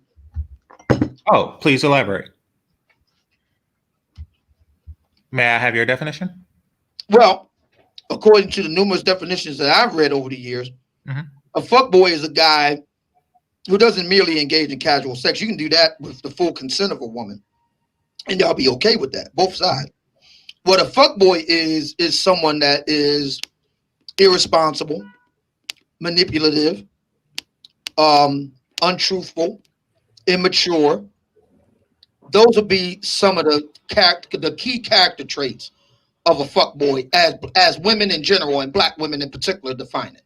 And so to your question about me being the fuckboy as black women have defined it, no, never. Okay, never. so I don't get it. Black women are defining a certain type of men as fuckboys because of their behavior towards them. I don't really. Why are we? I don't care. Like if a black woman gets fucked over, I generally don't give much of a shit. You know, I mean, because like these guys exist, like, and black women fuck them and they get fucked over, and that's that. Why care I? Well, I think your answer says it all. Thank you. Well, I can respond to what you're saying, Game Changer, like this.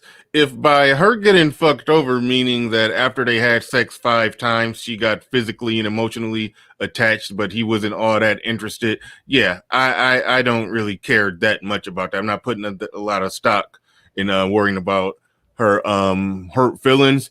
I do think it matters when we look at statistical outcomes in the black community. Then something does need to be looked at, but I don't know if just it turns into a weird situation that we get into if all the focus and attention is on these guys who are getting a lot of ass. That's when it That's can not get, what I'm talking about. I know, but it can come off like that, and then the conversation can get. Okay, why did it come off like that when I couldn't be more clear? Why? No, well, you see, because, I mean, hold on, I can explain why. Because of the definition that Game Changer had in his head of a fuckboy, I would assume other people have that definition in their head of what a fuckboy is. So then the conversation does appear if somebody starts from that base, from that starting point, that baseline, that a fuckboy is just a guy that just engages in casual sex from time to time. If somebody starts from there, then the conversation does look like, okay, you just hating on dudes who getting ass. But once you give the definition of what a fuckboy is, and then you can look at statistical outcomes in the black community and low marital rate, the high out of wedlock birth rate, and all of that, and everything, and then you can connect the dots and see how there is a problem. There is a percentage of guys who ain't worth a damn that a lot of black women keep reproducing with and raising kids with. And we know the outcomes of when they raise those kids by themselves. Those kids grow up and perpetuate more of what the problem that we see in the black community. So then it makes sense when we go full circle round robin like that. I think I have a better way of explaining this. All right, go ahead. I think Game Changer hit the nail on the head. The reason why we black men writ large are okay with this is because many of us are or were or want to be fuckboys ourselves. Absolutely. By your definition, Game Changer, or his definition? I think that they're the same definition, just from a different point of view. I think that the men see a fuckboy as one thing, a person enjoying himself sexually, and the women see it as another. And it's as Obsidian describes, you know.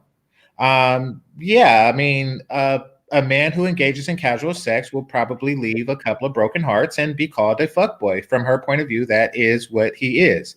He is somebody who has misled or deceived her, even though he didn't do so directly.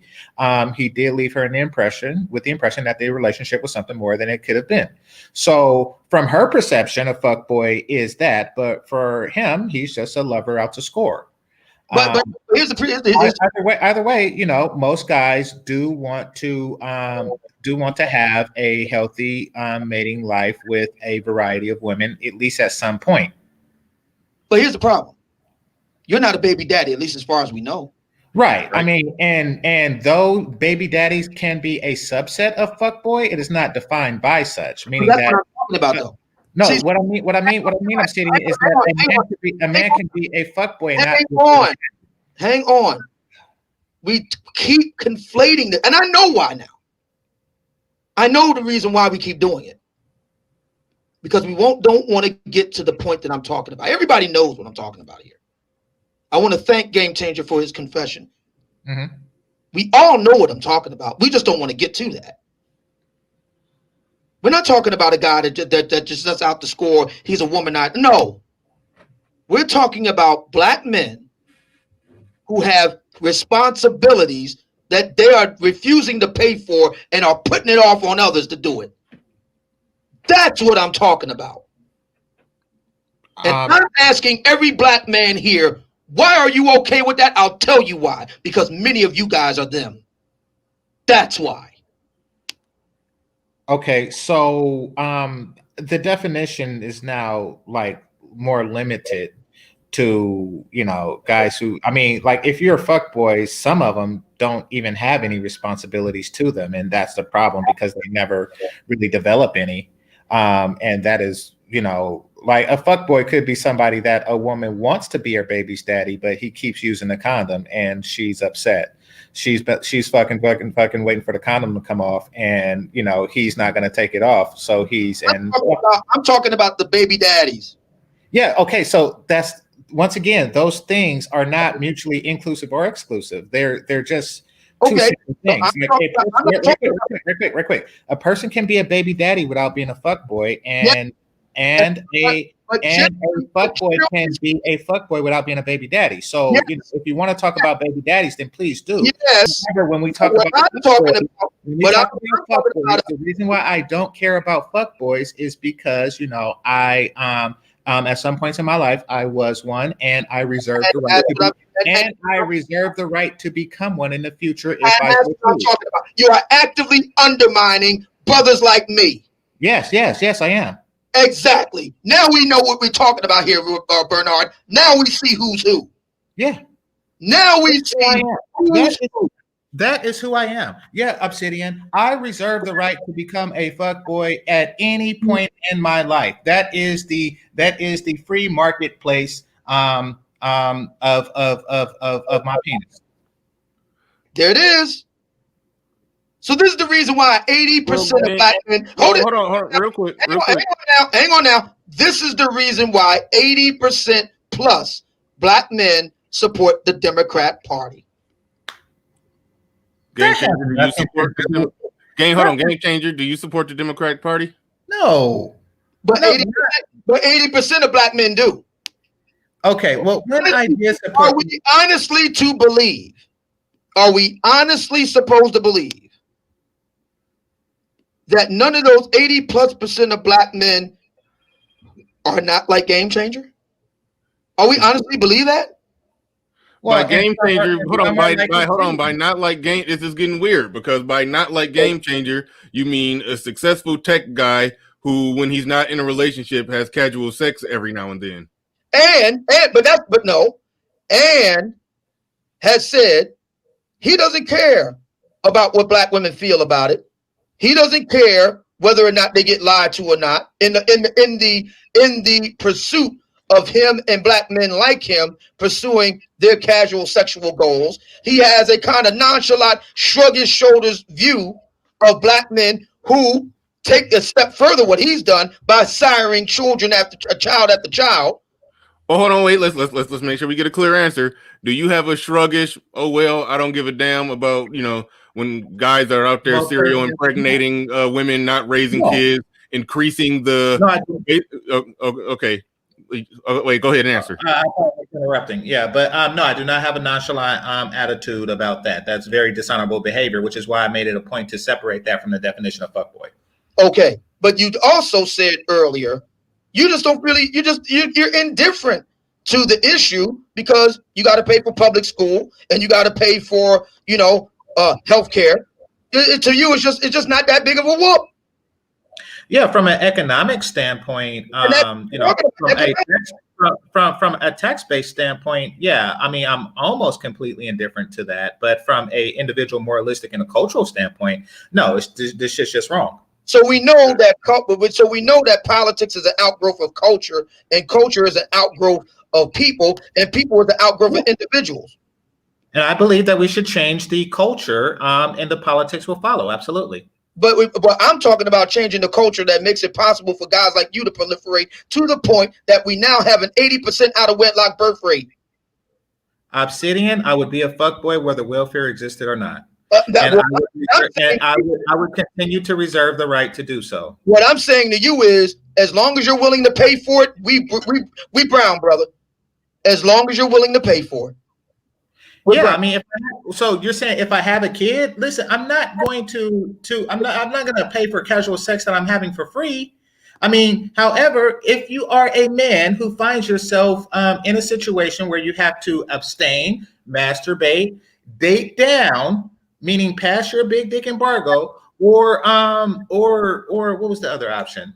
I don't know, sleep with a doll or something, then I say, do whatever you can, but do not lose the embargo.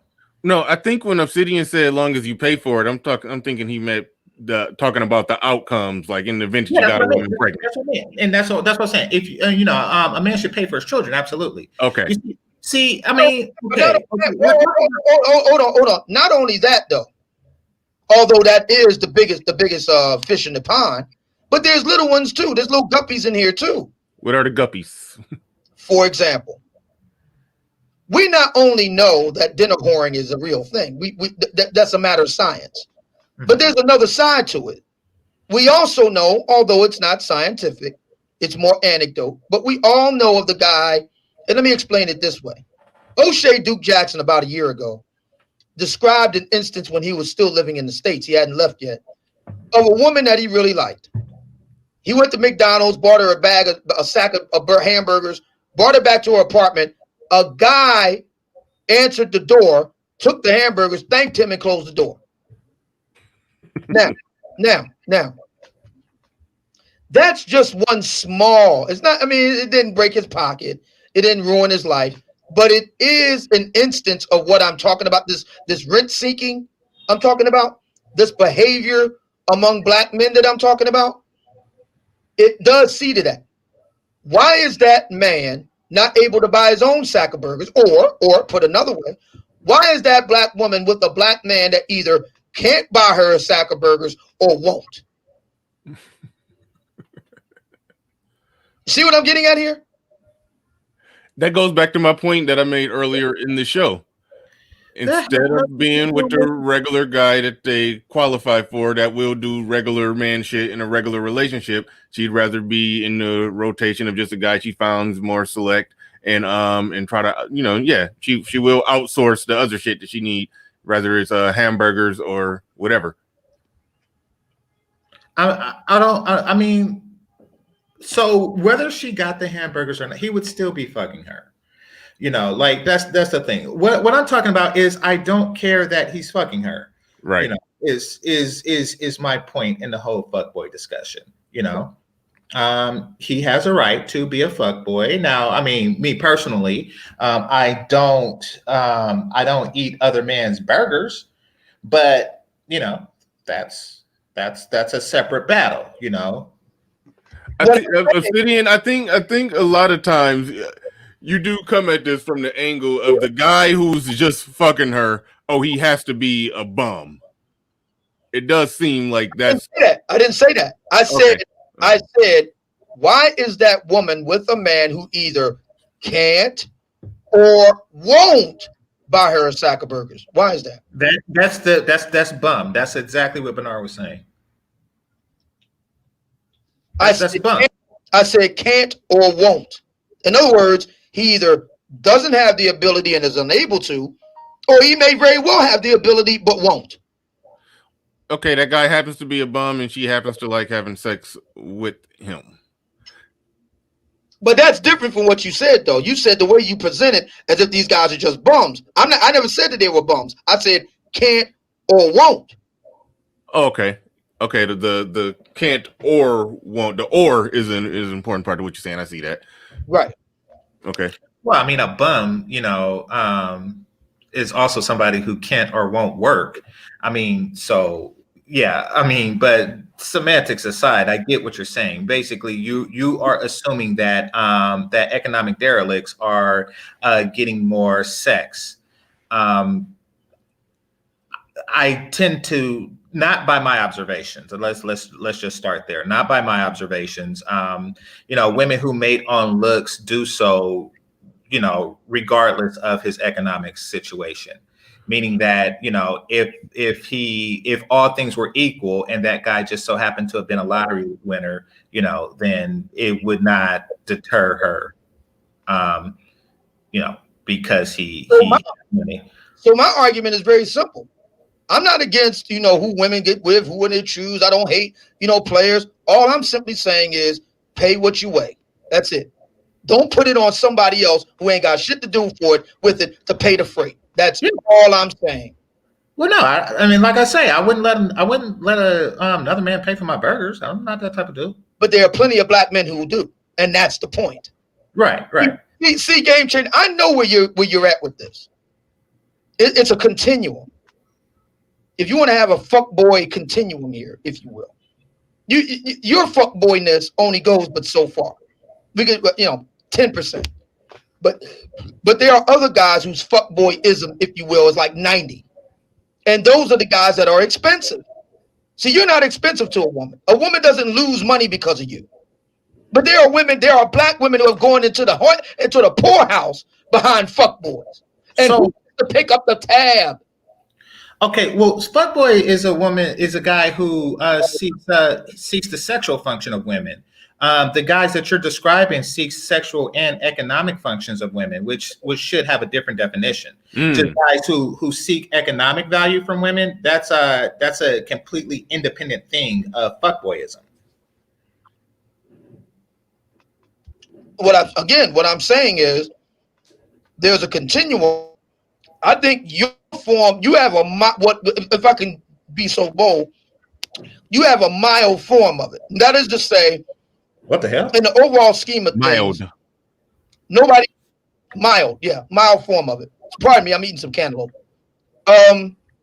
You have a mild form of it. That is to say, there's no kids involved, and as you said, if there were, you would take care of them. So in other words, there's no real costs economically. No, we could debate emotionally or whatever, but in economic terms, there's no cost that you're imposing on any woman to deal with you. What I'm saying is that there's much more extreme versions of fuckboyism that do impose economic costs on black women, and we know from their voting patterns they pass those costs on to the taxpayer. So let me say this, now pivoting to the chat room, because there's a number of brothers in there that's saying Obsidian is just angry that he just drew the short end of the stick. Okay, let's play this out. That's pun intended. Let's play that out. It's one thing to lose. You do your best, you lose the game. It's something else to be cheated. It's not enough. See, we're doing a deep dive into the male psyche today, Bernard. See, it's not enough for a brother to just lose. That's not enough. Oh, no. He has to pay for the quote-unquote winner, too. That's what a lot of brothers really want. Yep. Sir Tice in the building with a super chat says, "Oh man, what you're not considering is that many industries benefit from the welfare state. It's not just individuals. Also, interesting point. And on that note, I will report the news that people are reporting in the chat. I'll just, pause the show briefly to say Biden just officially got over 270. It was I regret to inform you, Obsidian, it was your hometown that ultimately gave him put him over the edge. And yeah, there's that. That's the news on the ground right now, that he just won Pennsylvania, and there's that. So Biden pending all the What I would say to that is, we do know that there are lawsuits across the country. We do know that there is serious questions of serious irregularities and outright fraud obtaining in your home state, for example. Mm-hmm. So this, and we know Trump is a fighter, so it ain't over. Yeah. Yep. I agree. It won't be official. But what I will say is this, in the context of today's discussion, the brothers that are a little too enthusiastic about Biden winning. That's weird. Why is that? Well, hold it now. In the context of today's discussion, why is that? Yeah, it's weird, the enthusiasm. Is it? It's some married men who are enthusiastic about We know the infidelity rates in Black America. Uh-oh. We know it is not at all unusual for a married man in Black America to have a whole nother family on the other side of town. Now, do we? Who pays for that? The American people. All right. Yeah, no, I get where you're going. Get where you're going. Sir Tice, I think that was. Thank you for that super chat. We'll probably revisit that. Tank Johnson in the building. He says OJ is the type of guy that starts a business. The brother that took the burgers is the type that complains brothers don't hire brothers. No loyalty. Shout out to Tank Johnson. Appreciate the super chat. I think that's it. At least I think. And let's hope I didn't miss nobody. Let's see. All right. Yep, that's it on the super chats. But yeah. Just wanted to put that up there for the folks, as Bill O'Reilly used to call them, the folks. If you did want to officially see it, how it mapped out and which state put him over the top, and there it is. But like Obsidian alluded to, it probably will be well into January. We'll be into 2021 before it's officially resolved. I don't know what's going to happen, but there's that. But Biden did officially get his numbers, but we'll see what happens as far as everything that Trump is challenging. Should be interesting. Well, congratulations for those who supported Biden and stuff like that. But yeah, well, yeah, I mean, to bring it back to the topic, fellas, practice higher standards when it comes to sex selection. And I'm not talking to any individuals here. I'm just saying collectively, we as Black men, we have poor standards, and that's because we are afraid of sexual droughts. Now, if it helps, if it helps through sexual droughts, then by all means, purchase some sex. Do anything you can besides giving sexual validation to these subpar women. Obsidian, are you echoing, or is this something wrong with me, or what's going on? So what they want is they want the brothers like me to pay for.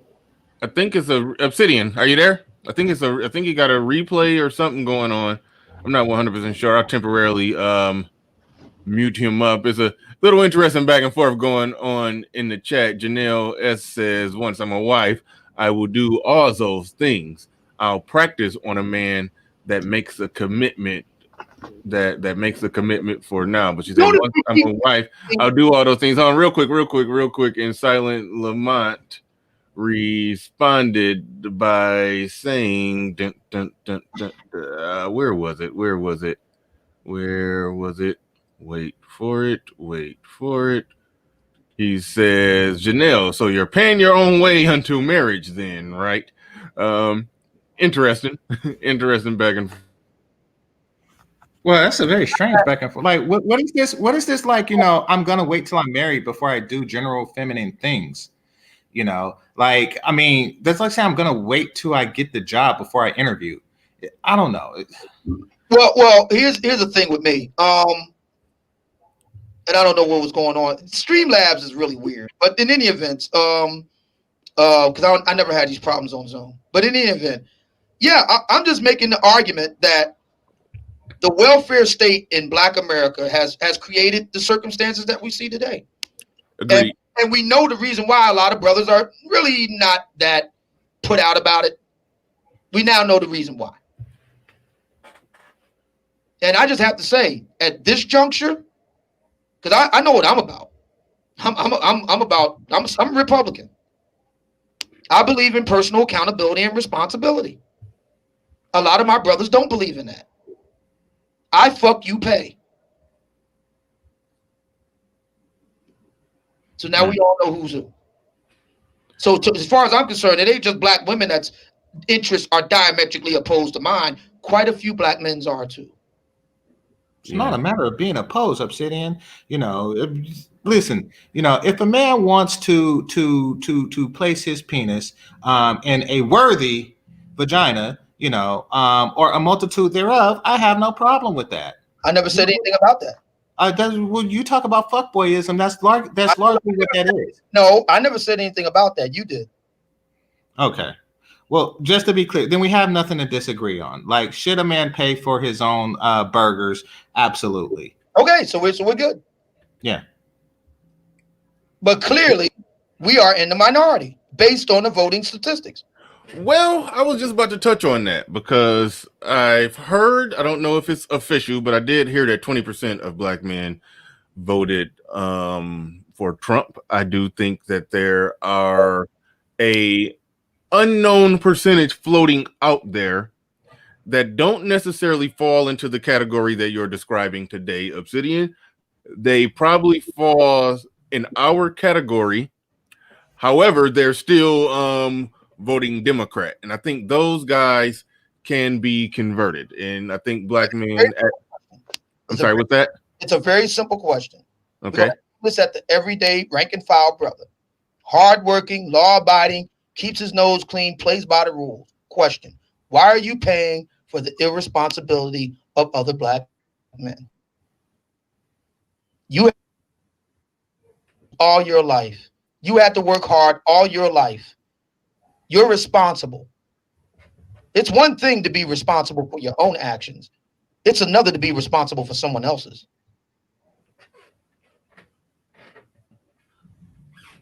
Right.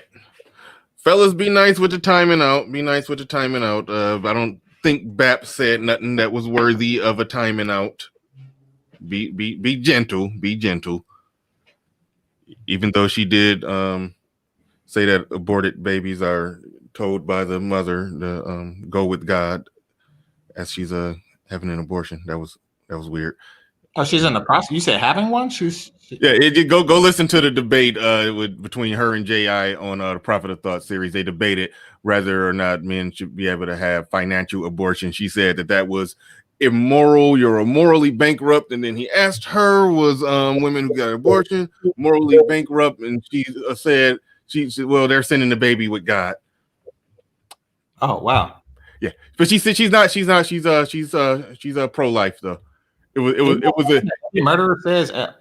It was an interesting debate, nonetheless. I keep shouting it out as much as possible because I was greatly entertained by it. My question is very simple: whether you're pro-life or pro-choice, why is the taxpayer paying for it?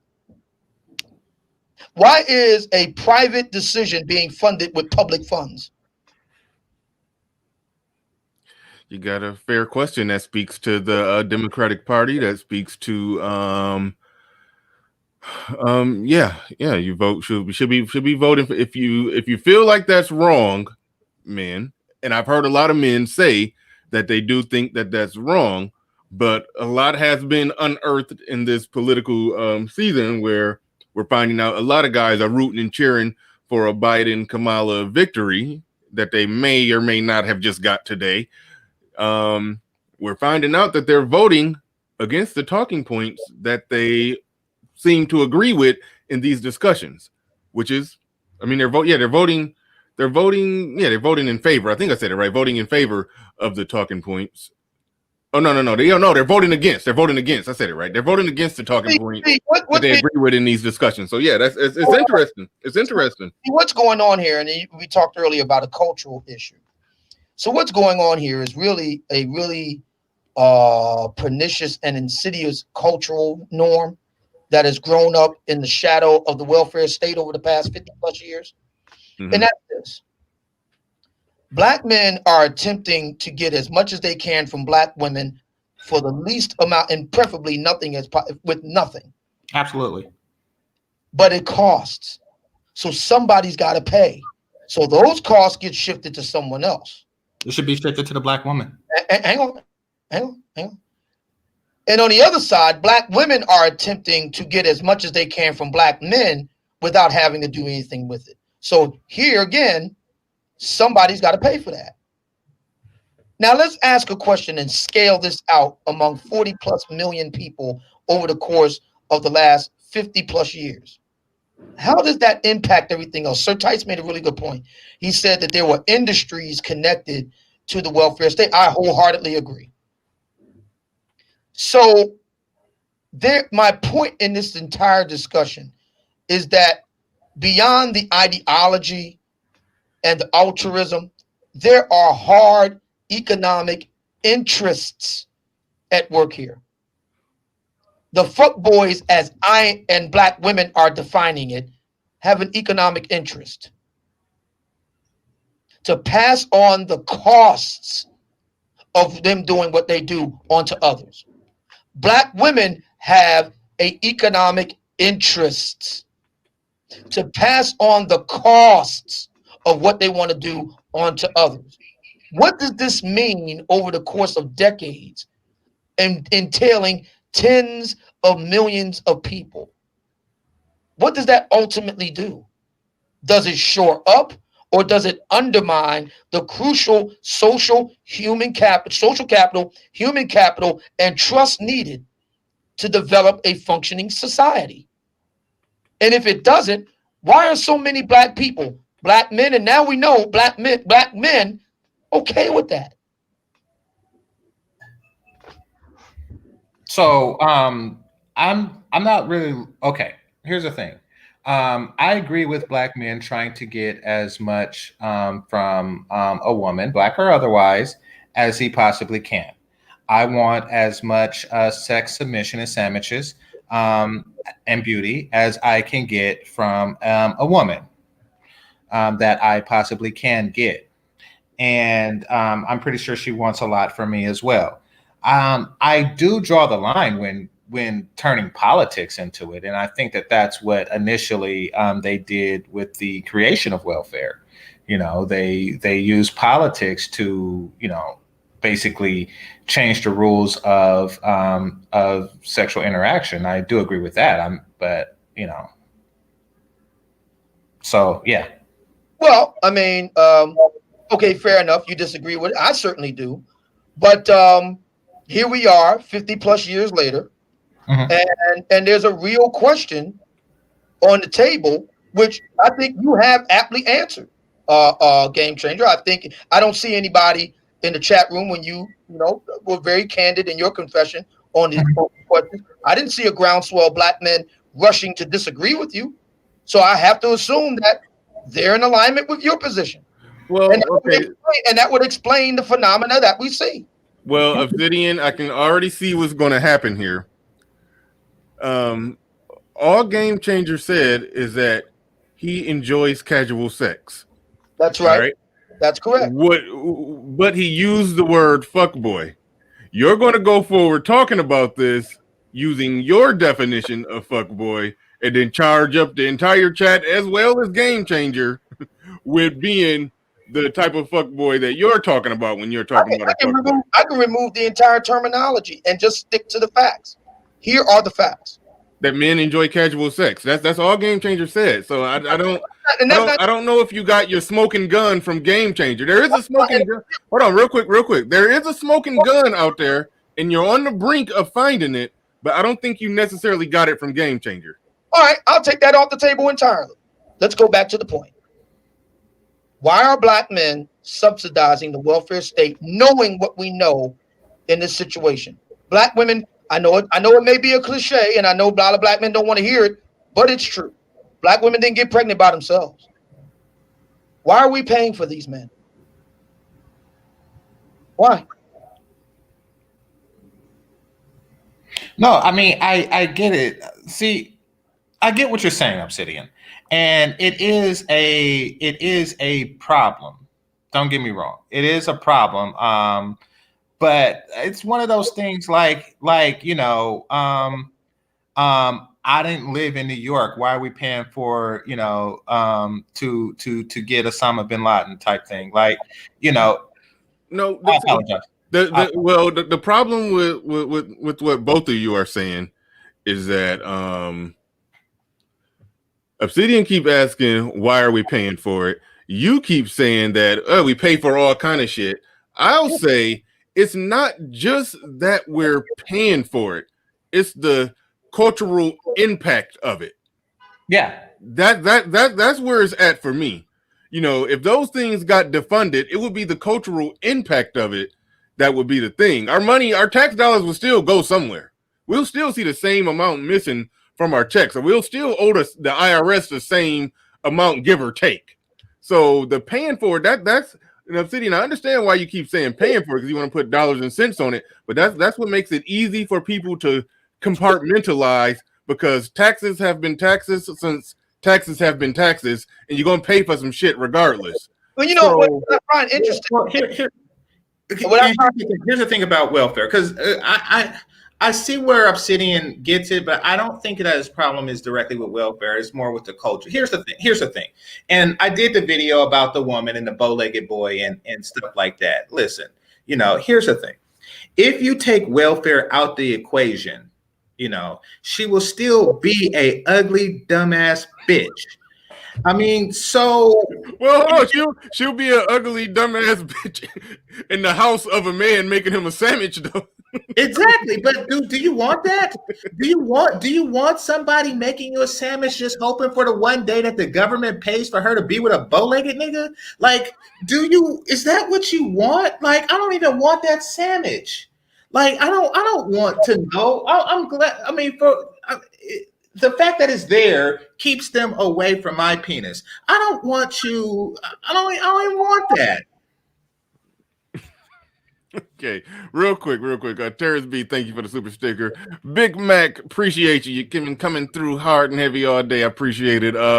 Politics is an emotional, not logical decision, and the GOP needs to modify their image. We was kind of touching on that yesterday, the image of the GOP. But as far as politics being an emotional, not a logical decision, it is quite often an emotional decision, but it should be a logical one. But people bring emotion to it, so that's interesting. That's worthy of a more in-depth breakdown.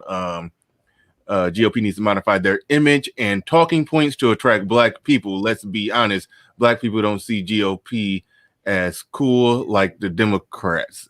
Yeah, we touched on that on the previous show. Me and Enemy Nation was talking about that. We actually talked about that off the air a little bit when the show ended, and we got a show brewing where we're going to be touching.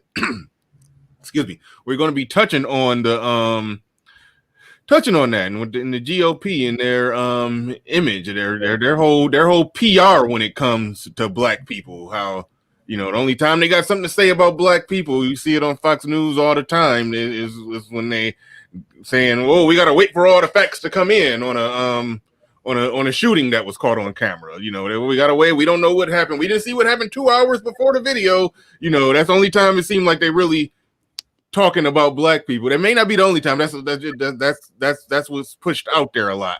You know, so yeah, so they need to work on their PR, the GOP, seeing as they got 20% of the Black male vote. They need to figure out how to communicate better with Black people, other than just having, you know, a Black person who wears their jersey come on and reel off a bunch of stuff, you know, like Candace Owens. But either way, it's interesting. It's interesting. Me and Enemy Nation may get into that.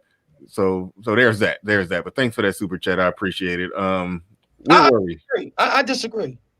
Oh yeah. Go ahead. Explain why. The argument is that culture precedes politics, and the onus is on the Black men that are coming into the Republican Party to make that case to other Black men. It's not white men's responsibility or job to do that. That's why I'm here today. Understood. Yeah, that's a lot of what we've been doing in the Black manosphere. Got to shout out Angry Man. He's been killing it with the political discussions. Tommy Sotomayor has no doubt converted a lot of Black men to the GOP, and I think you've been on the front lines with that one as well. So yes, we are doing it in our own media, but I think they receive us different when they hear how, as you said, white men do it. So it can be an imbalance, but it's interesting. It's interesting. But yeah, it is on us. I'll give you that. I'll give it all day. Well, here we go again. We look at a historical fact. The Republican Party is the party of freedom. The Democrat Party is the party of the white slave master. So if you need white men to come to you to make a case to you, what are you really saying about yourself? See, I'm free. No white guy had to convert me. No white guy had to convert me either. It was actually, to be honest, it was people like you and O'Shea that made me fully 100% get rid of my cognitive dissonance. You know, that was 3 years ago where I, you know, realized I was always conservative. I just was, I don't know. I just never heard black men talking about it to other black men in a way that made sense. So it was just internal thoughts floating around. But whenever I heard white men or Fox News talking about black men, it was never in a way that where I felt like they I didn't, you know, I felt like they didn't get it. Maybe they did, and maybe that was just my programming that I was fighting with, but I don't know. I just felt like they were missing the mark talking about it. So that just speaks to your point of the value of black men selling the ideas, because I'm a example of, you know, I was sold by the black manosphere when it came to talking about why the Democratic Party is not for us. Even though I've been thinking it internally, it wasn't until hearing black men really break it down and in a little reading after that I was like, oh yeah, I get it now. I mean, I had to figure out, this is the thing that's been tugging at me, that I finally was able to remove the you know, the veil, you know, from, you know, so there it is. There's that. No, I mean, it's just like the same thing with the Tea Party. Right? The Republican masters didn't come down and with stone tablets to the people and formed up the Tea Party. No, the Tea Party grew up from the ground up. Yeah. Yep. Agreed. So it's up to black men in this instance. If they want the GOP to be more friendlier to black men, if that's what they want, then it's up to black men in the GOP to make that happen. Right. Now, personally, I don't see anything wrong with the GOP. I don't. I mean, I'm curious to know, especially within the context of the conversation we're having right now, what exactly should the GOP do to be more friendly to black men? I mean, well, the argument is racism, right? I mean, let's just get right to it. The argument is racism, right? That's the argument. The argument is Republicans are racist, right? That's the argument, right? Yep. Okay. Yeah. So we're okay. Give me some clear examples of the GOP in modern memory, for all of us in our lifetime, being stomped down racist toward black men. Well, I was talking about it more. And Oliver North funneling drugs into the black community under the Reagan administration and with his knowledge and consent. Was Oliver North ever adjudicated? I don't know. Okay. Okay. What about anything else? No, but that's pretty big. You know, I mean, like funneling drugs into the black community, which was devastating. Was that the only community that drugs was funneled into? Yeah, pretty much. Okay. And black people did what about it? Voted Democrat. And what happened as a result of that? Democrats were elected. And what happened as a result of the drugs piece? Did the drugs stop flowing into these all black areas? When was the last time you seen a crackhead? Last time I haven't seen a crackhead in years. But then again, there's the answer. Now, I'm not saying that the Democrats ended the drug war, but you asked, you know, what has the Republican done that was, you know, overtly racist? Yeah, you gave me Oliver North. Okay. Yeah. That's one. Anyone else? I was thinking more in modern times, given the fact that 20% of black men did vote for the GOP. How do more get converted? I was just speaking to Fox. I was speaking towards media and their perception of it. And this is what I said on my show yesterday. I spoke about how quite often on the Fox News, on Fox, I made a comparison between Fox News and MSNBC. When Fox News brings in, unless they bring in Candace Owens or Larry Elder, for example, if they bring in somebody that's black, talking about, I don't know, a black issue, a police officer shot a black person, they got a black person in there talking about it. that person is quite often met with a certain degree of hostility or combative or contentiousness. But at the same time, when Fox News brings somebody in who's a little more alt-right-ish, that person is normally greeted in a different way, to where it's more of not necessarily a red carpet rolled out, but just more of a welcoming conversation. And the flip side of that, when MSNBC brings that same black person on, they rolling out a red carpet and releasing 4 doves before the person starts speaking. But when MSNBC gets an alt-right-ish person on, it's World War III. They fighting and arguing. So the perception of it is the MSNBC liberal side of it is for black people. The Fox News conservative side of it is against black people. That's the perception that a lot of black people have, to where even when they hear you making absolute 100% sense, their programming is just ingrained in them that no, those Republicans are racist and this guy is a coon. And that's a huge hurdle. And if the name of the game is getting these black men who we're talking about today to not vote Democrat, that is one of the hurdles. Not the only hurdle, but that's one of the hurdles. Well, okay, so what you're telling me is that black men, black people, black women and black men are very impressionable. Adults. I think humans can be impressionable or bare minimum sold. But we're not. Yeah. But we're not talking about humans in the generic sense. We're talking about black people. Black people. Yes, black people can be sold. They can. Bad ideas can be effectively sold, and good ideas cannot be sold as not be effectively sold. See, to me, I didn't need. And by the way, Fox News has on Juan Williams, and I guess he's a coon too. But anyway, oh yeah, he does get called a coon from time to time. At least I think. But no, well, I don't know. That's neither here nor there. But I guess, see, to me, my whole orientation is completely different. Yeah. It doesn't matter to me what Fox News does or doesn't do. It doesn't matter to me what fill in the blank does or doesn't do. But you're trying to convert the masses, though. Well, so it can't just be about you. No, I'm not. Well, you know who I'm trying to talk to? Black men. Well, hang on. One brother at a time.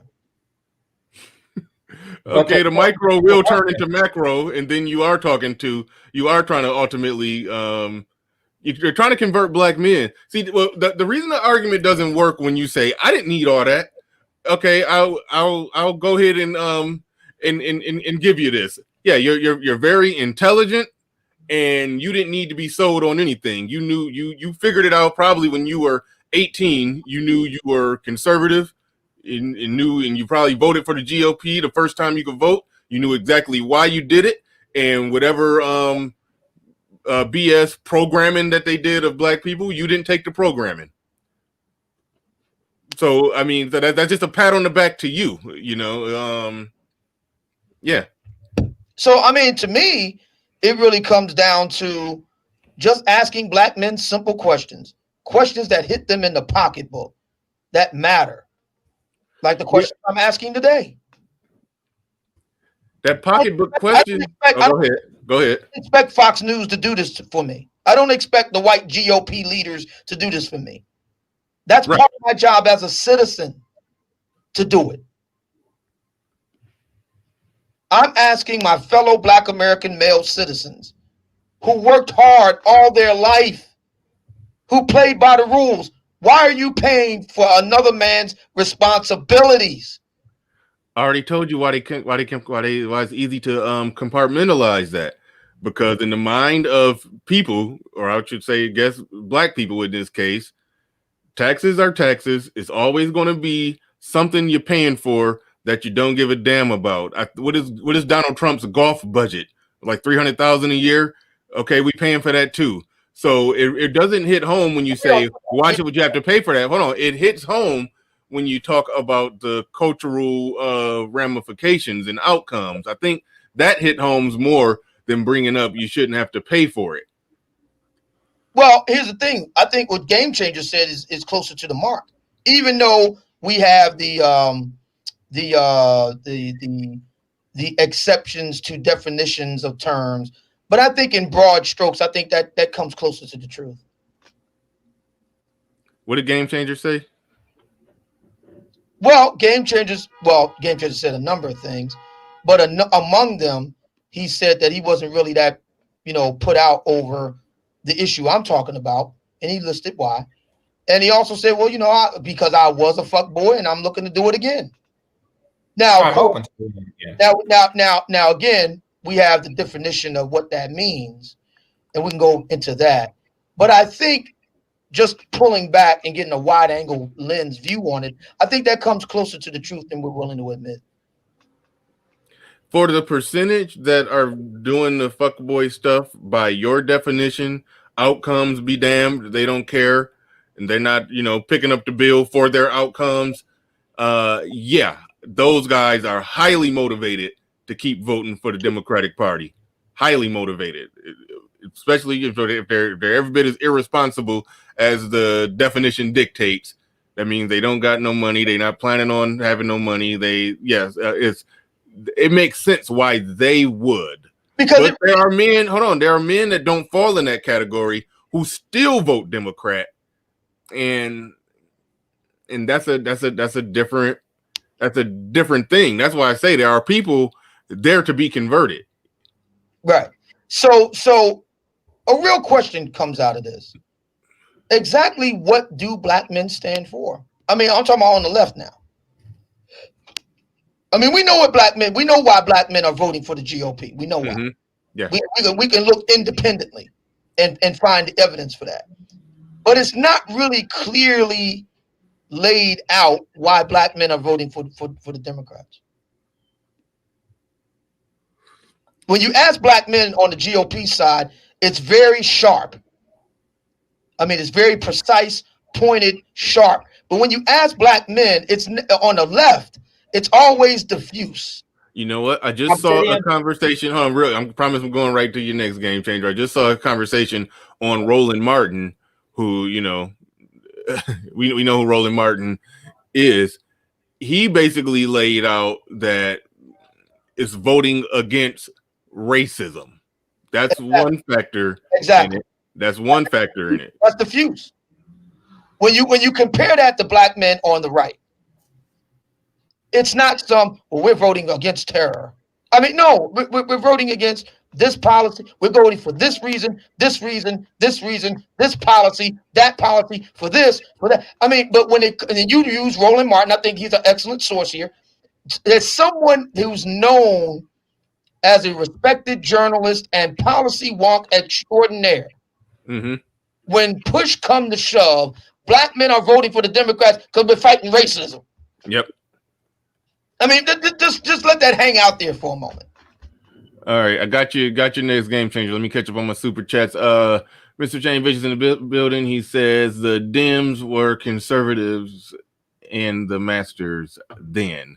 Thank you for the super chat. Appreciate that. Hope I didn't miss anybody. He said in the building with the super chat. Thanks for coming through. He says, thanks to the Black Manosphere for making the GOP more reliable to black men, unlike the white GOP media. Indeed. Here. That's exactly what I was talking about. Yep. It's up to us to make the case. It ain't up to white folks. See, this is something else that we can see. A lot of this stuff is psychological. I don't wait for white people to tell me it's okay to do something. Right. I don't need white people to come down from Mount Sinai and court me to do something. I just do it on my own.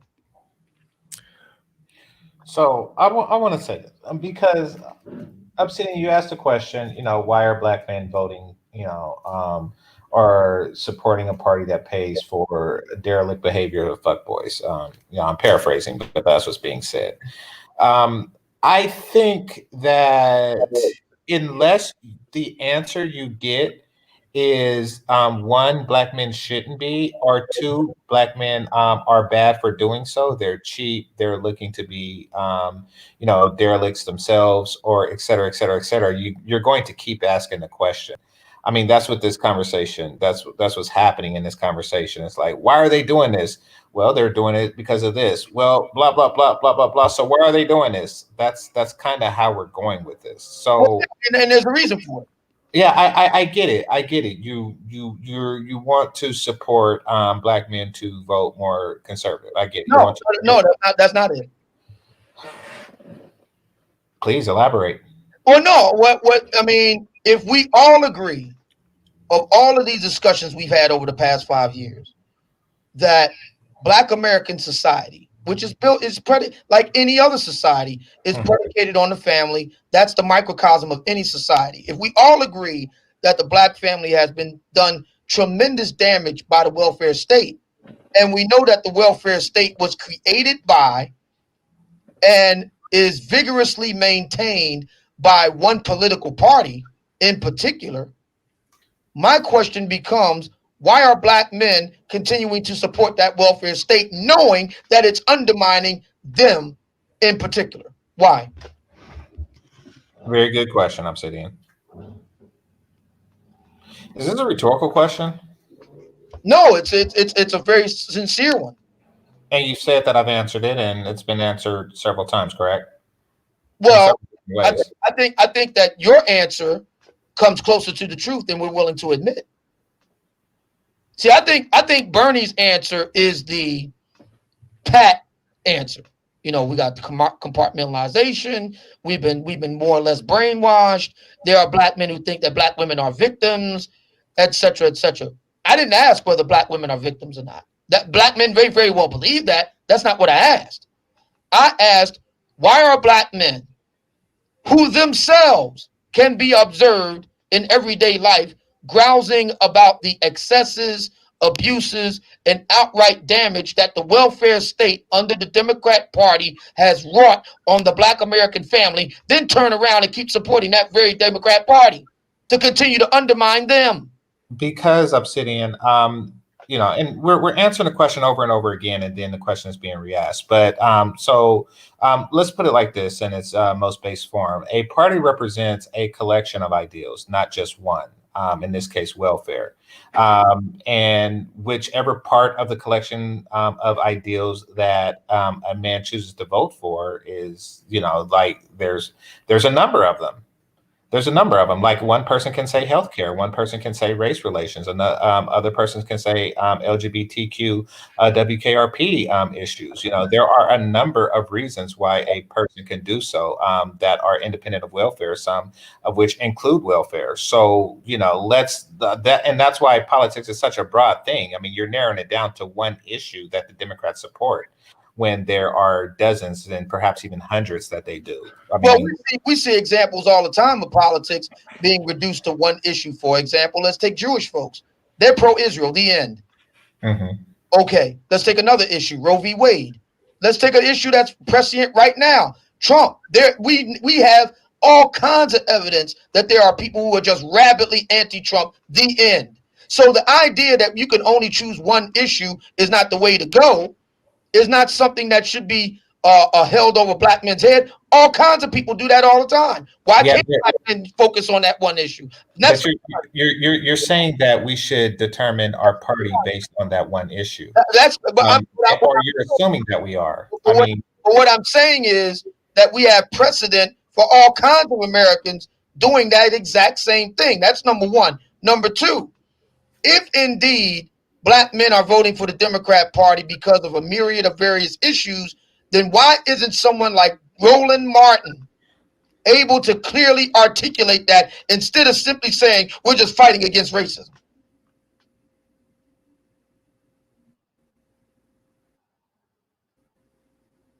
I mean, Obsidian, let's do this. Can we continue the conversation without that question?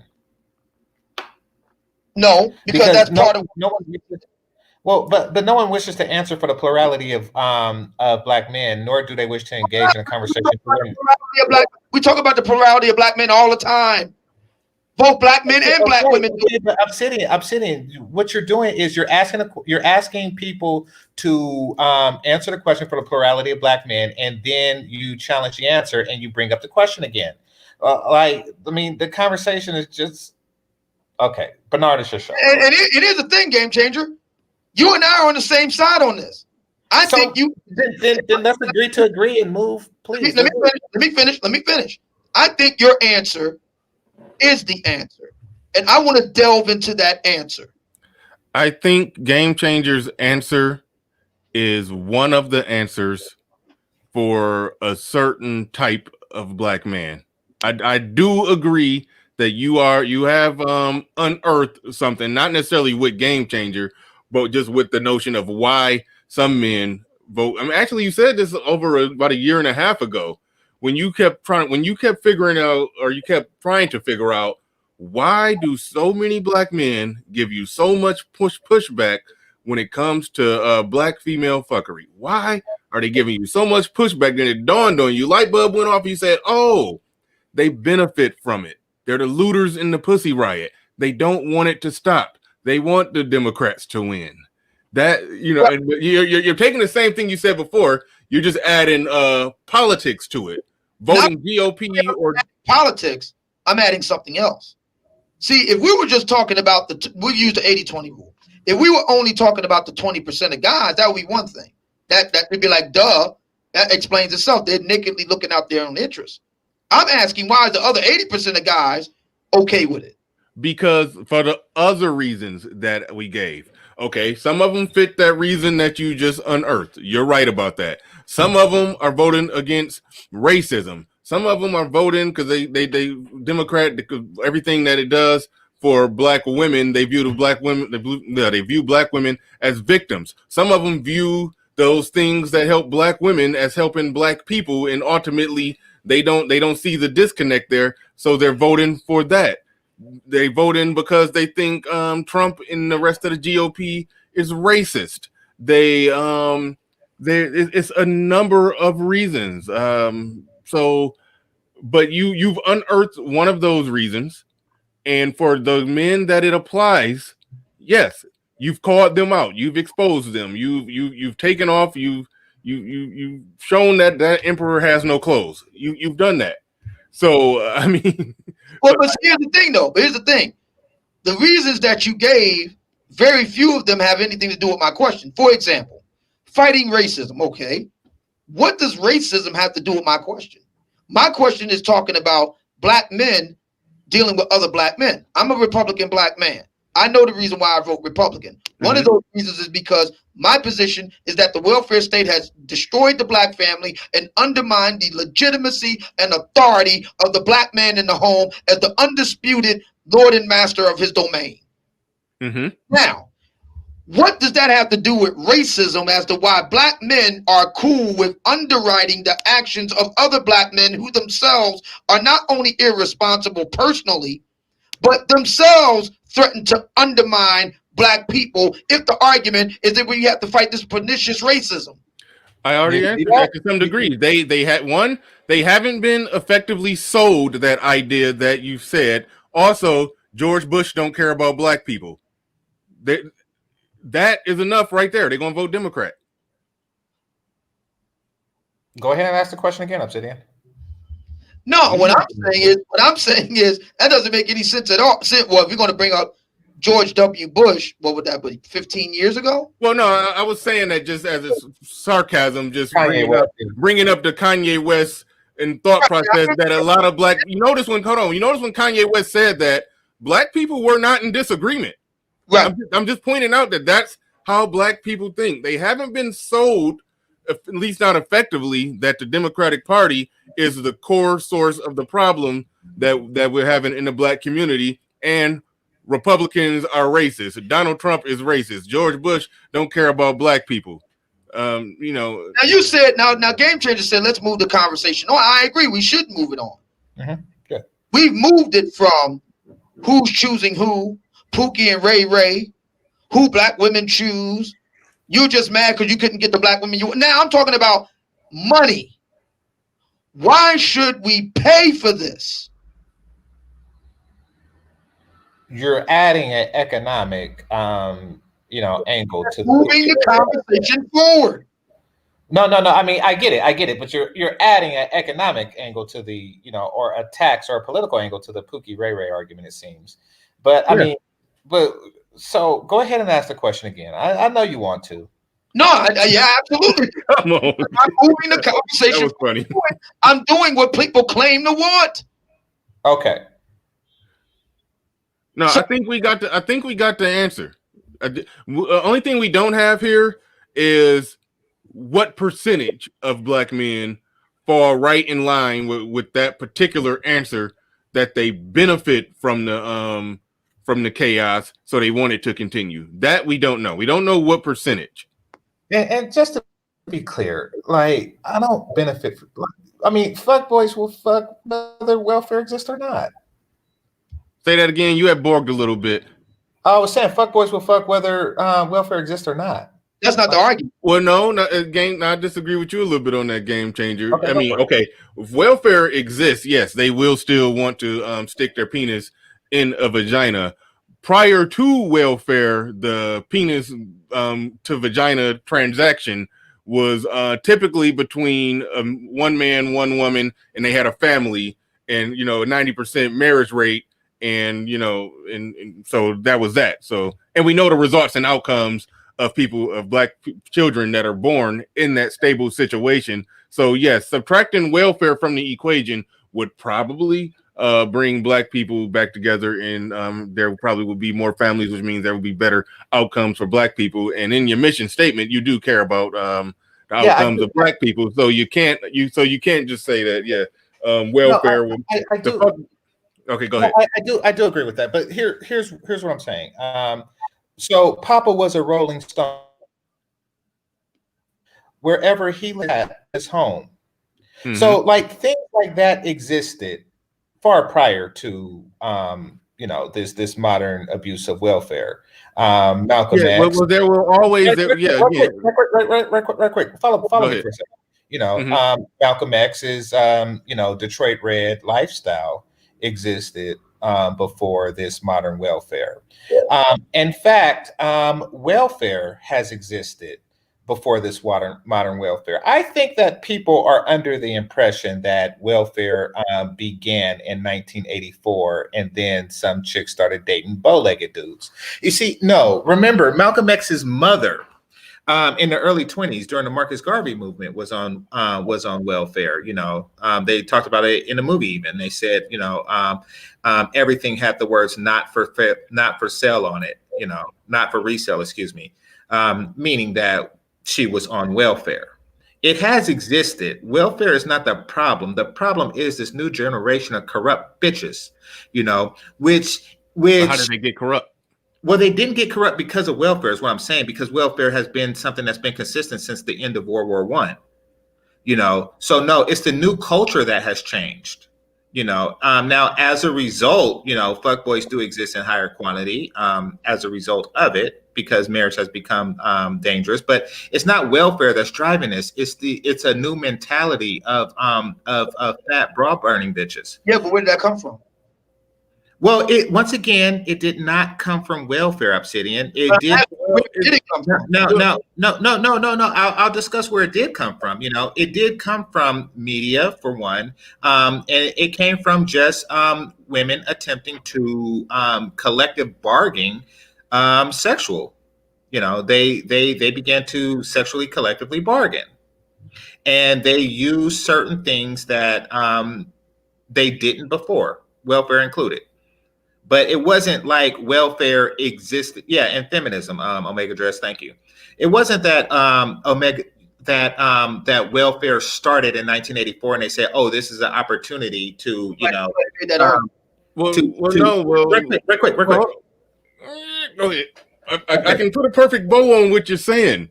I understand everything that you're saying, and I don't women tend to put the bar right at 84 because they want to skip the late 60s and early 70s, which ultimately led to everything going crazy in the 80s. The perfect bow that I could put on this, that if you're saying it wasn't welfare, well, yeah, welfare is damn near neutral in a pre-feminist era. I mean, pre-second wave of feminist era. Exactly. After the second wave of feminism, after that happened, then welfare ultimately funds the outcomes of that second wave of feminism. So welfare is an important part of the story, no matter how we slice it. No, I agree, but the mentality change. I want Yeah, to get I want to get the mentality back to where it was, prior to the second wave of feminism. That way, the women will behave whether welfare exists or not. You see, exactly. there was a time where well-behaved women and sandwiches existed in the same place that welfare did, and I want to bring that time back. I mean, we're focusing on getting rid of right quick. We're focused on getting rid of welfare and forcing them to make me a sandwich on the bread that I buy. I say, I want you to know that it's there. I want you to know. I want my kids to know that there are cookies in this jar and you're not going to eat it anyway. I want that's the thing. I'm not going to take the cookies out the jar and saying my kids are behaved as a result of it. No, I want you to know that the cookies are there and you don't eat it. I want you to know that there isn't parental locks on the TV and you do not watch this crap regardless. So, but either way, it doesn't matter. Man, you are so right. And me and my ex-wife, we used to argue about this because she used to, when the kid was, 2 years old and used to pick up the remote and want to push all the buttons and change the channel, she used to take the batteries out the remote. And it was a moment where she wasn't working and I was working, and I would come home and be like, "What you doing? You just let him run the remote all day?" She's like, "Oh, no, it's good. The battery's not in it." I'm like, "It don't matter. I put the batteries back in the remote, put the remote right at the edge of the table and leaned in. Like, I dare you to touch it." Like that's so that is true. That you and he know the batteries being like, "Oh, I can change the channel now." 2-year-olds, they just want to play with the remote, and then they see the channel changing and they get excited. It's so that it is something true in this psych.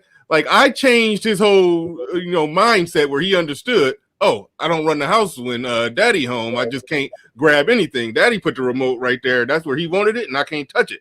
When I wasn't there, he knew that, oh yeah, I can just grab anything, knock anything over, blah blah blah. So that is an interesting dynamic. That is not about getting rid of the welfare to force them to do it. It is about the cultural change, because, like I said, welfare is neutral, absolutely neutral, if the culture is right. Just like it's neutral. Well, I don't know if to say neutral to Asian women in this country. It's not 100% neutral to white women in this country because there's a lot of them on it, but it's not as big of a problem culture, because I think the average white woman understand that average white man that make average money that she qualified for is better to just get on program with him and put that family through and instead of her just working her little bullshit call center job and getting pregnant by whoever and having welfare subsidize the rest of it if her call center job or a part-time at Walmart job don't cover it. But that sounds like Bernard, that what you just relayed in your personal anecdote, and it's interesting going back to the Mandalorian. The difference there was the father in the home. Yeah, you didn't need culture or all these other changes. So my question becomes, okay, if that's what we want, then here again, this is what the Republican Party is about. Yeah. Having strong dads in the home. So once again, I have to ask my brothers on the Democrat side, why are you voting for something that is the opposite of that? Well, to be fair, real quick, let me get catch up on the super chat. Some way behind, and I know some of them probably disappeared. Mr. Chain Bitches, thank you for that. He says the GOP were the liberals back in 1980. Mr. Chain Bitches also says, why is old man paying for Israel? I guess that's referring to you saying, why do I got to pay for fuck boys mistakes? He's saying, why you paying for Israel? And that's what I meant when I said they compartmentalize. When you're just talking about why you got to pay for this, why you got to pay for that, we pay for all kind of shit. So it's really about cultural outcomes, and that forces them to say, "Oh, I don't care about cultural outcomes. I just want to stick my dick in the vagina here and there." Exactly. Thank you. Okay. Well, as if we suddenly now care about American-Jewish relations. See, here's you got enough drivel. Bring on Platinum Elite. Thank you for the super chat, J.I. And shout out to you once again on that debate against BAP. That was massively entertaining. Mr. Changevich is back at it again. He said Dems have handled the economy better since the 90s. Okay. Also, all right, go for it. wait, well, go ahead real quick before I find unless if you had something real quick to jump in and No, respond. no. So it's not quick. Okay, well, cool. Let me get to.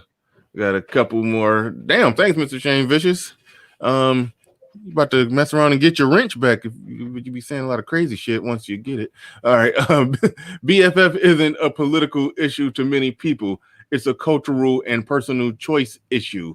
I have no dog in the fight, so it doesn't affect my vote. Interesting. Yep. I agree. It's not a political issue.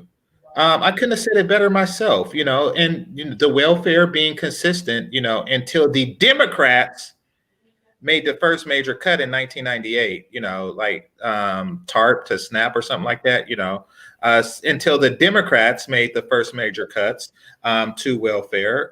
Shout out to Bill Clinton on that one. So it's not really and then the women just went into this whole educated. They didn't go back to my sandwich. No, there is another driver that is leaving men absent sandwich. It is, and it's not welfare. They made cuts and then they just cut to college, like these chicks are doing anything not to make me a sandwich for cultural reasons. And I'm saying that we should focus more on creating a culture. You understand that no sandwich, no penis. You understand that, and you are still trying to hold out. Well, if you're going to hold out, we as men should hold out as well. And if in your process of holding out, you want to purchase some PU $$Y, I see no problem with that. Fair enough. I got you.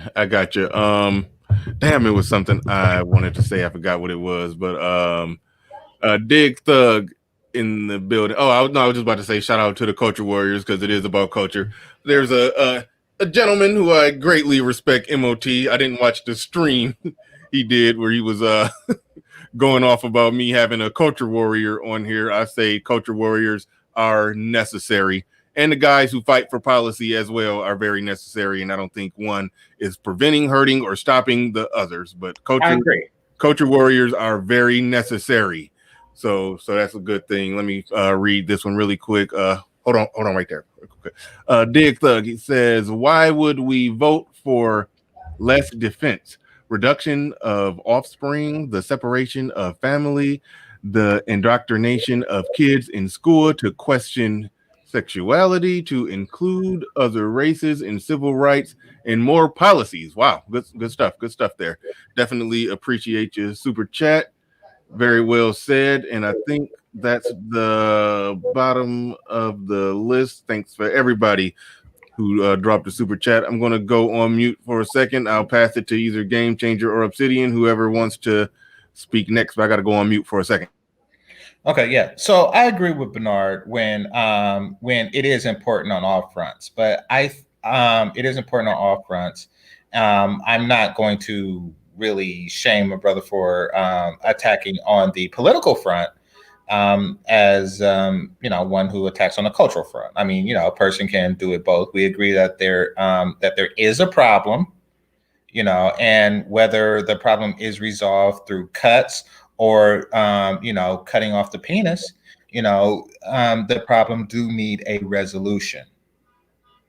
I say, I'm more focused on, listen, if you are going to become less valuable in a feminine value, meaning fat as hell, meaning that you are less of a woman, the fatter you are, then don't be surprised if men take away their masculine value from them.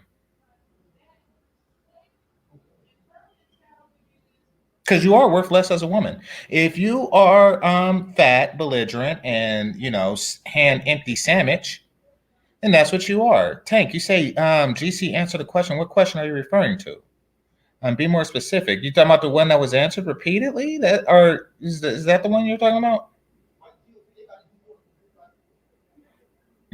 So that's what I'm getting at. And I think that Black men in general we just have this hang up. We have this hang up against doing the thing that other groups of men have done since forever. Like when we hear the term gentleman's club, we think about this white guy, you know, who wears white gloves, and if you piss him off, he'll smack you with them, and then you got to fight to the death, you know. And they go to the balls, and the women have these big puffy dresses, you know, like the place in Candyland, and they twirl around, and then they pay for them, and they have sex with them. And it's nothing wrong with that. Even though these guys have wife and slave to sleep with, they still pay for a hooker. Why? Because they know what they want. I see nothing wrong with it in modern context. This is something that gentlemen have done for quite some time.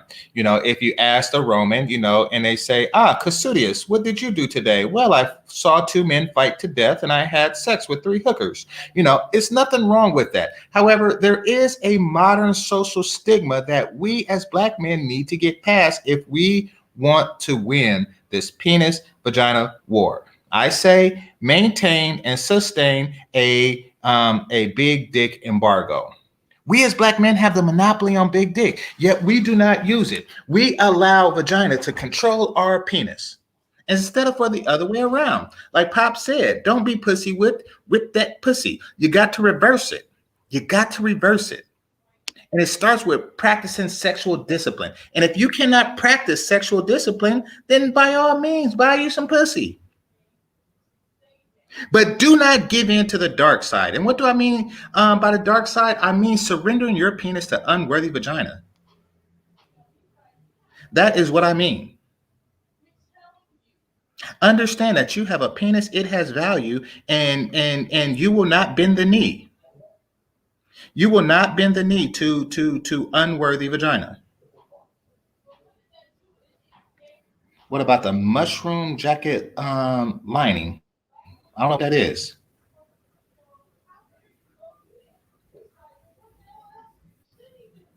That is true. So, you know, why don't people, you know, mention morality? Morality has shifted. Morality has shifted in the community. Why? Because the boomers allowed it to be shifted. They had their soul trained dancers and they said, you know something, we got ours and we're going to take from the next generation. You see, I'm gonna do a video about small potatoes. I'm gonna do a pre-recorded video about small potatoes. Sometimes you got to eat the small potatoes in order for the next generation to be happier. I'm going to explain in detail what I mean by that. But we were led astray by the boomers. They took this new contract instead of for setting a proper bar for their penis. We got to go for it, Bernard.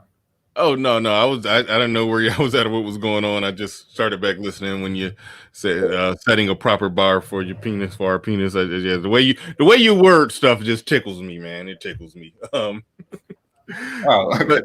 but yeah. Where was y'all at? What was y'all more or less talking about when I stepped away? I didn't hear anything. No, I was talking basically about that and about the whole concept and how Black men fear that it's unblack manly to pay for sex. I think that there is nothing less manly than putting your penis below a set bar. If you take your big belly bitches to any other race of women to the ball with Cinderella and ask the prince, they'll just tell you should have just bought a better chick. You should have just paid for an escort to come. You would have been better off than bringing that to the thing. Mm-hmm. She has a wig, and the only people that should be wearing wigs is like George Washington with the powder wigs and stuff like that, and Thomas Jefferson and stuff like that. Those are the only ones. She has a wig on, a wig. And I'm not talking about like the 80-year-old people who suffer from 80-year-old woman disease. No, I'm talking about young ones. They walk around with wigs on. And we accept this. Why? Because we refuse to set a proper penis bar. Mm-hmm. And they suffer from 80-year-old woman disease.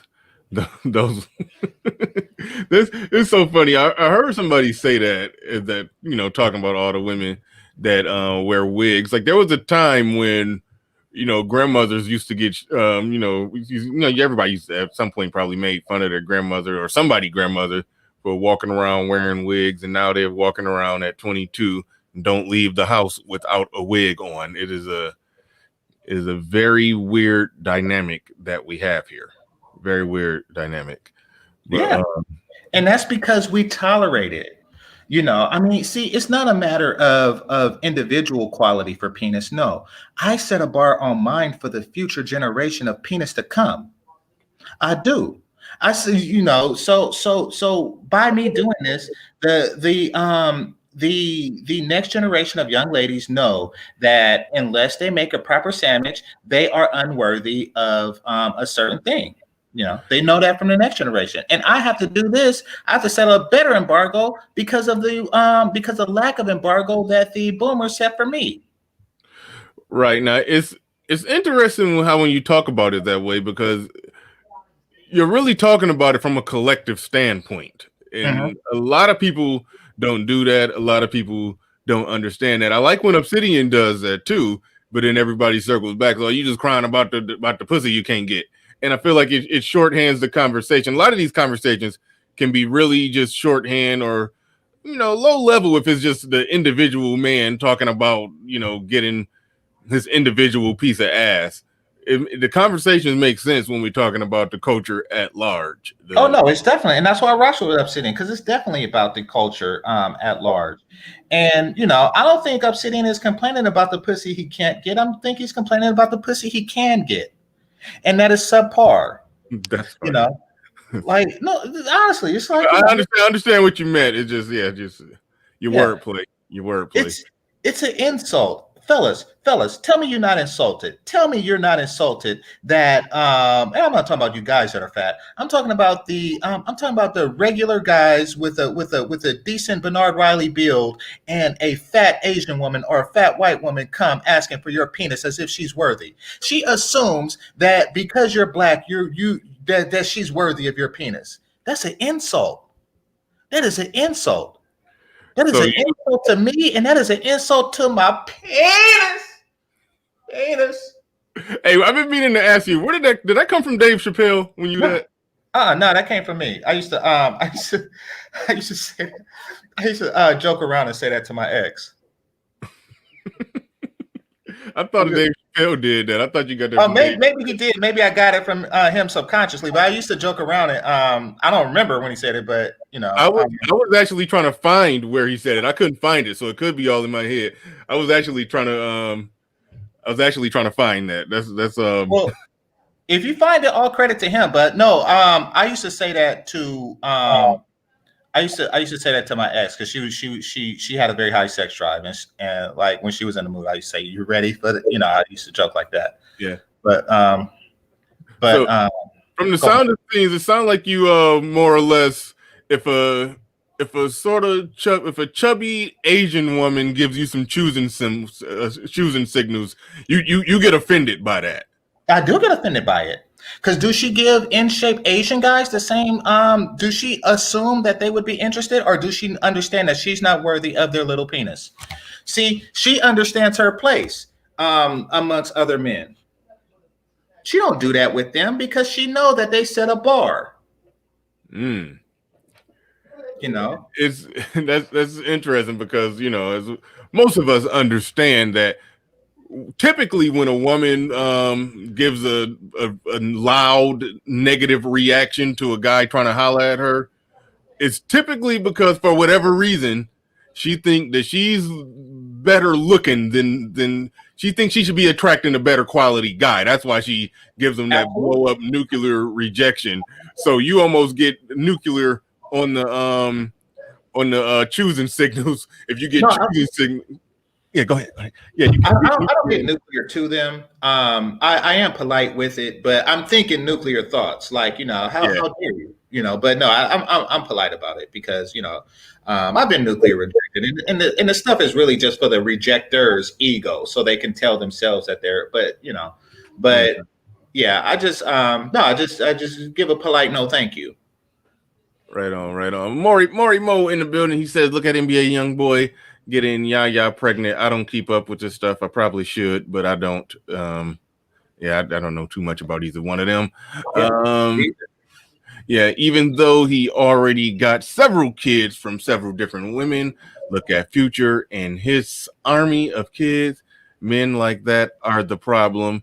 I put a maybe I should, maybe I shouldn't, but I do put an asterisk on it. If somebody is rich, you can afford. If you got 9 kids by 9 different women, and you could afford to send them all to private school and take care of all of it. I mean, it's yes, you're not physically there raising the kids, but it is a difference when you can financially provide for all the kids that you're making. So I kind of, I mean, but it's the broke futures that are the problem. It's the broke ones that are the problem. True. So Yeah. yeah. So that's where I'm at with it. But he is a good icon and avatar of what we talk about and the whole future Sierra Russell Wilson thing. Yeah, that is a good symbol, bare minimum. Jackie's Retro, he says, why does everybody in the manosphere act like women has good box because she looks good? I don't think that necessarily matters. I mean, if the box is, I mean, the visual of the woman, it does tend to be more important than the moisture down there, because the bell curve isn't that steep on that. Exactly. I mean, the pussy tends to feel like pussy, so you do want her to look good, while you're inside of her pussy. How bad does it get, Jacquise? Like, I mean, I mean, if the max of it was just gushing wet and squirting every 10 pumps, but the bottom was felt like a literal sandbox. Okay, then that woman that's a 9 with a sandbox down there, then that point, okay, we can have a good discussion about that. But no, it's the bell curve isn't that steep. They're all more closely related to the gushy. I mean, I had two in my entire life that was bad for physiological reasons. It's not, and besides, other chicks can have bad too, and then you just double loss. But I want to talk about Keith's response to it. He says, because a lot of men haven't been able to land very attractive women, so they pedestalize attractive women. I guess, yeah. Or, men are just attracted to attractive women. Like, by definition, that's just what they are. Yeah.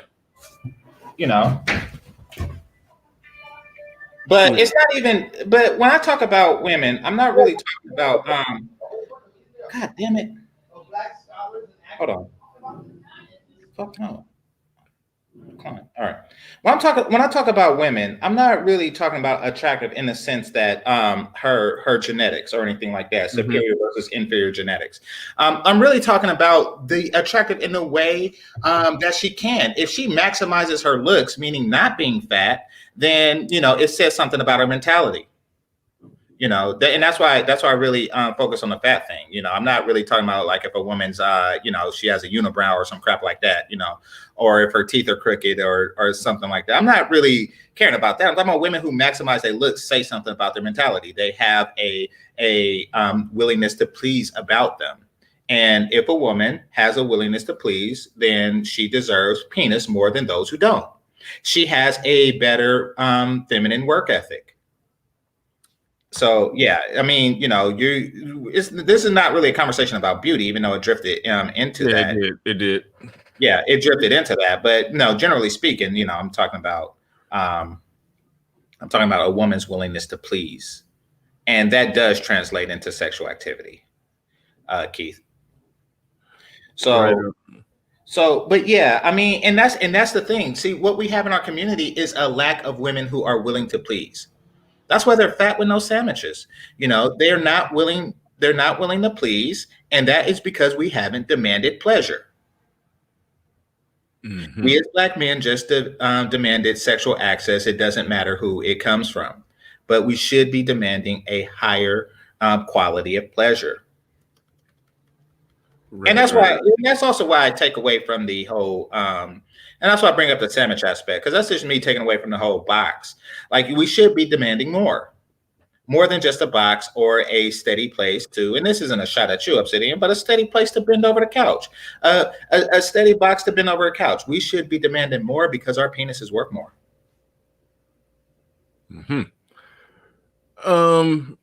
Now would probably be a good time to sort it out because I mean, 4 hours we closing in on long enough. But me and you, we did agree to do a one-on-one on Monday. Yeah. Do you got a topic in mind? I don't. No, I don't yet. I'll leave that up to you if something don't come to my mind.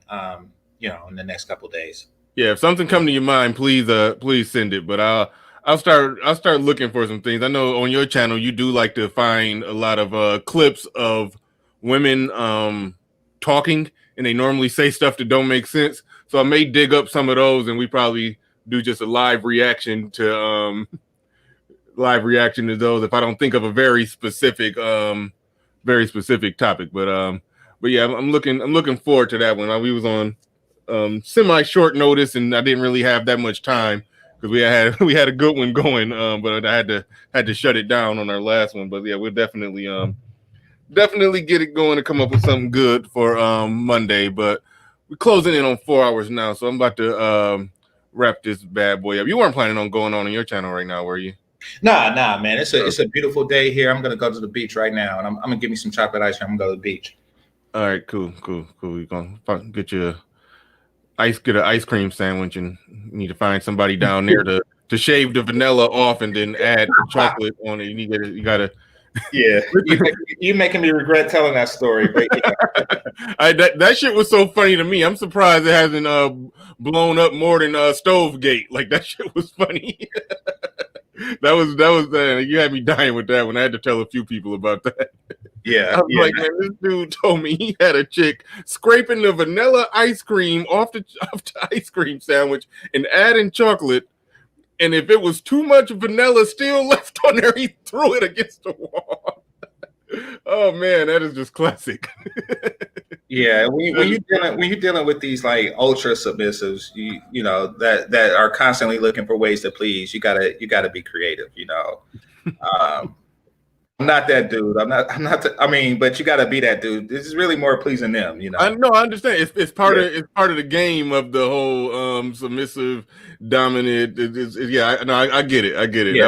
Yeah, it's just a dance. Like, in a relationship, fellas, everything you do is foreplay. Including stuff like that.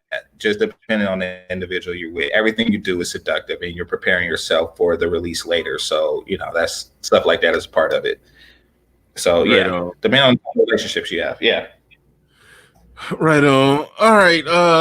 So as we getting off here, Obsidian, who was the keynote speaker, impromptu, we was joined by a game changer, and it worked out well. Definitely worked out well. But Obsidian, you got the final takeaway. If you're still there, you haven't said nothing in a while, but if you are still there, you got the last words before I push the end broadcast button. So Obsidian, if you're there, you want to get some final words, fire away. Oh no, I was just listening. I was just sitting back listening to the discussion. I want to thank you, Bernard, and I especially want to thank you, Game Changer, for joining today. Everything has been illuminated. Thank you. Perfect. Yeah, it was a good discussion. Yeah. All right. With that, I'd like to thank everybody who came through, everybody who hit the Super Chat, Cash App, the like button, the share button, and anybody who did anything in this show, even if you thumbs it down, even if you didn't like it, even if you hated it, if you was here at all for 3 seconds, thank you very much. I appreciate you. We are out of here. Peace.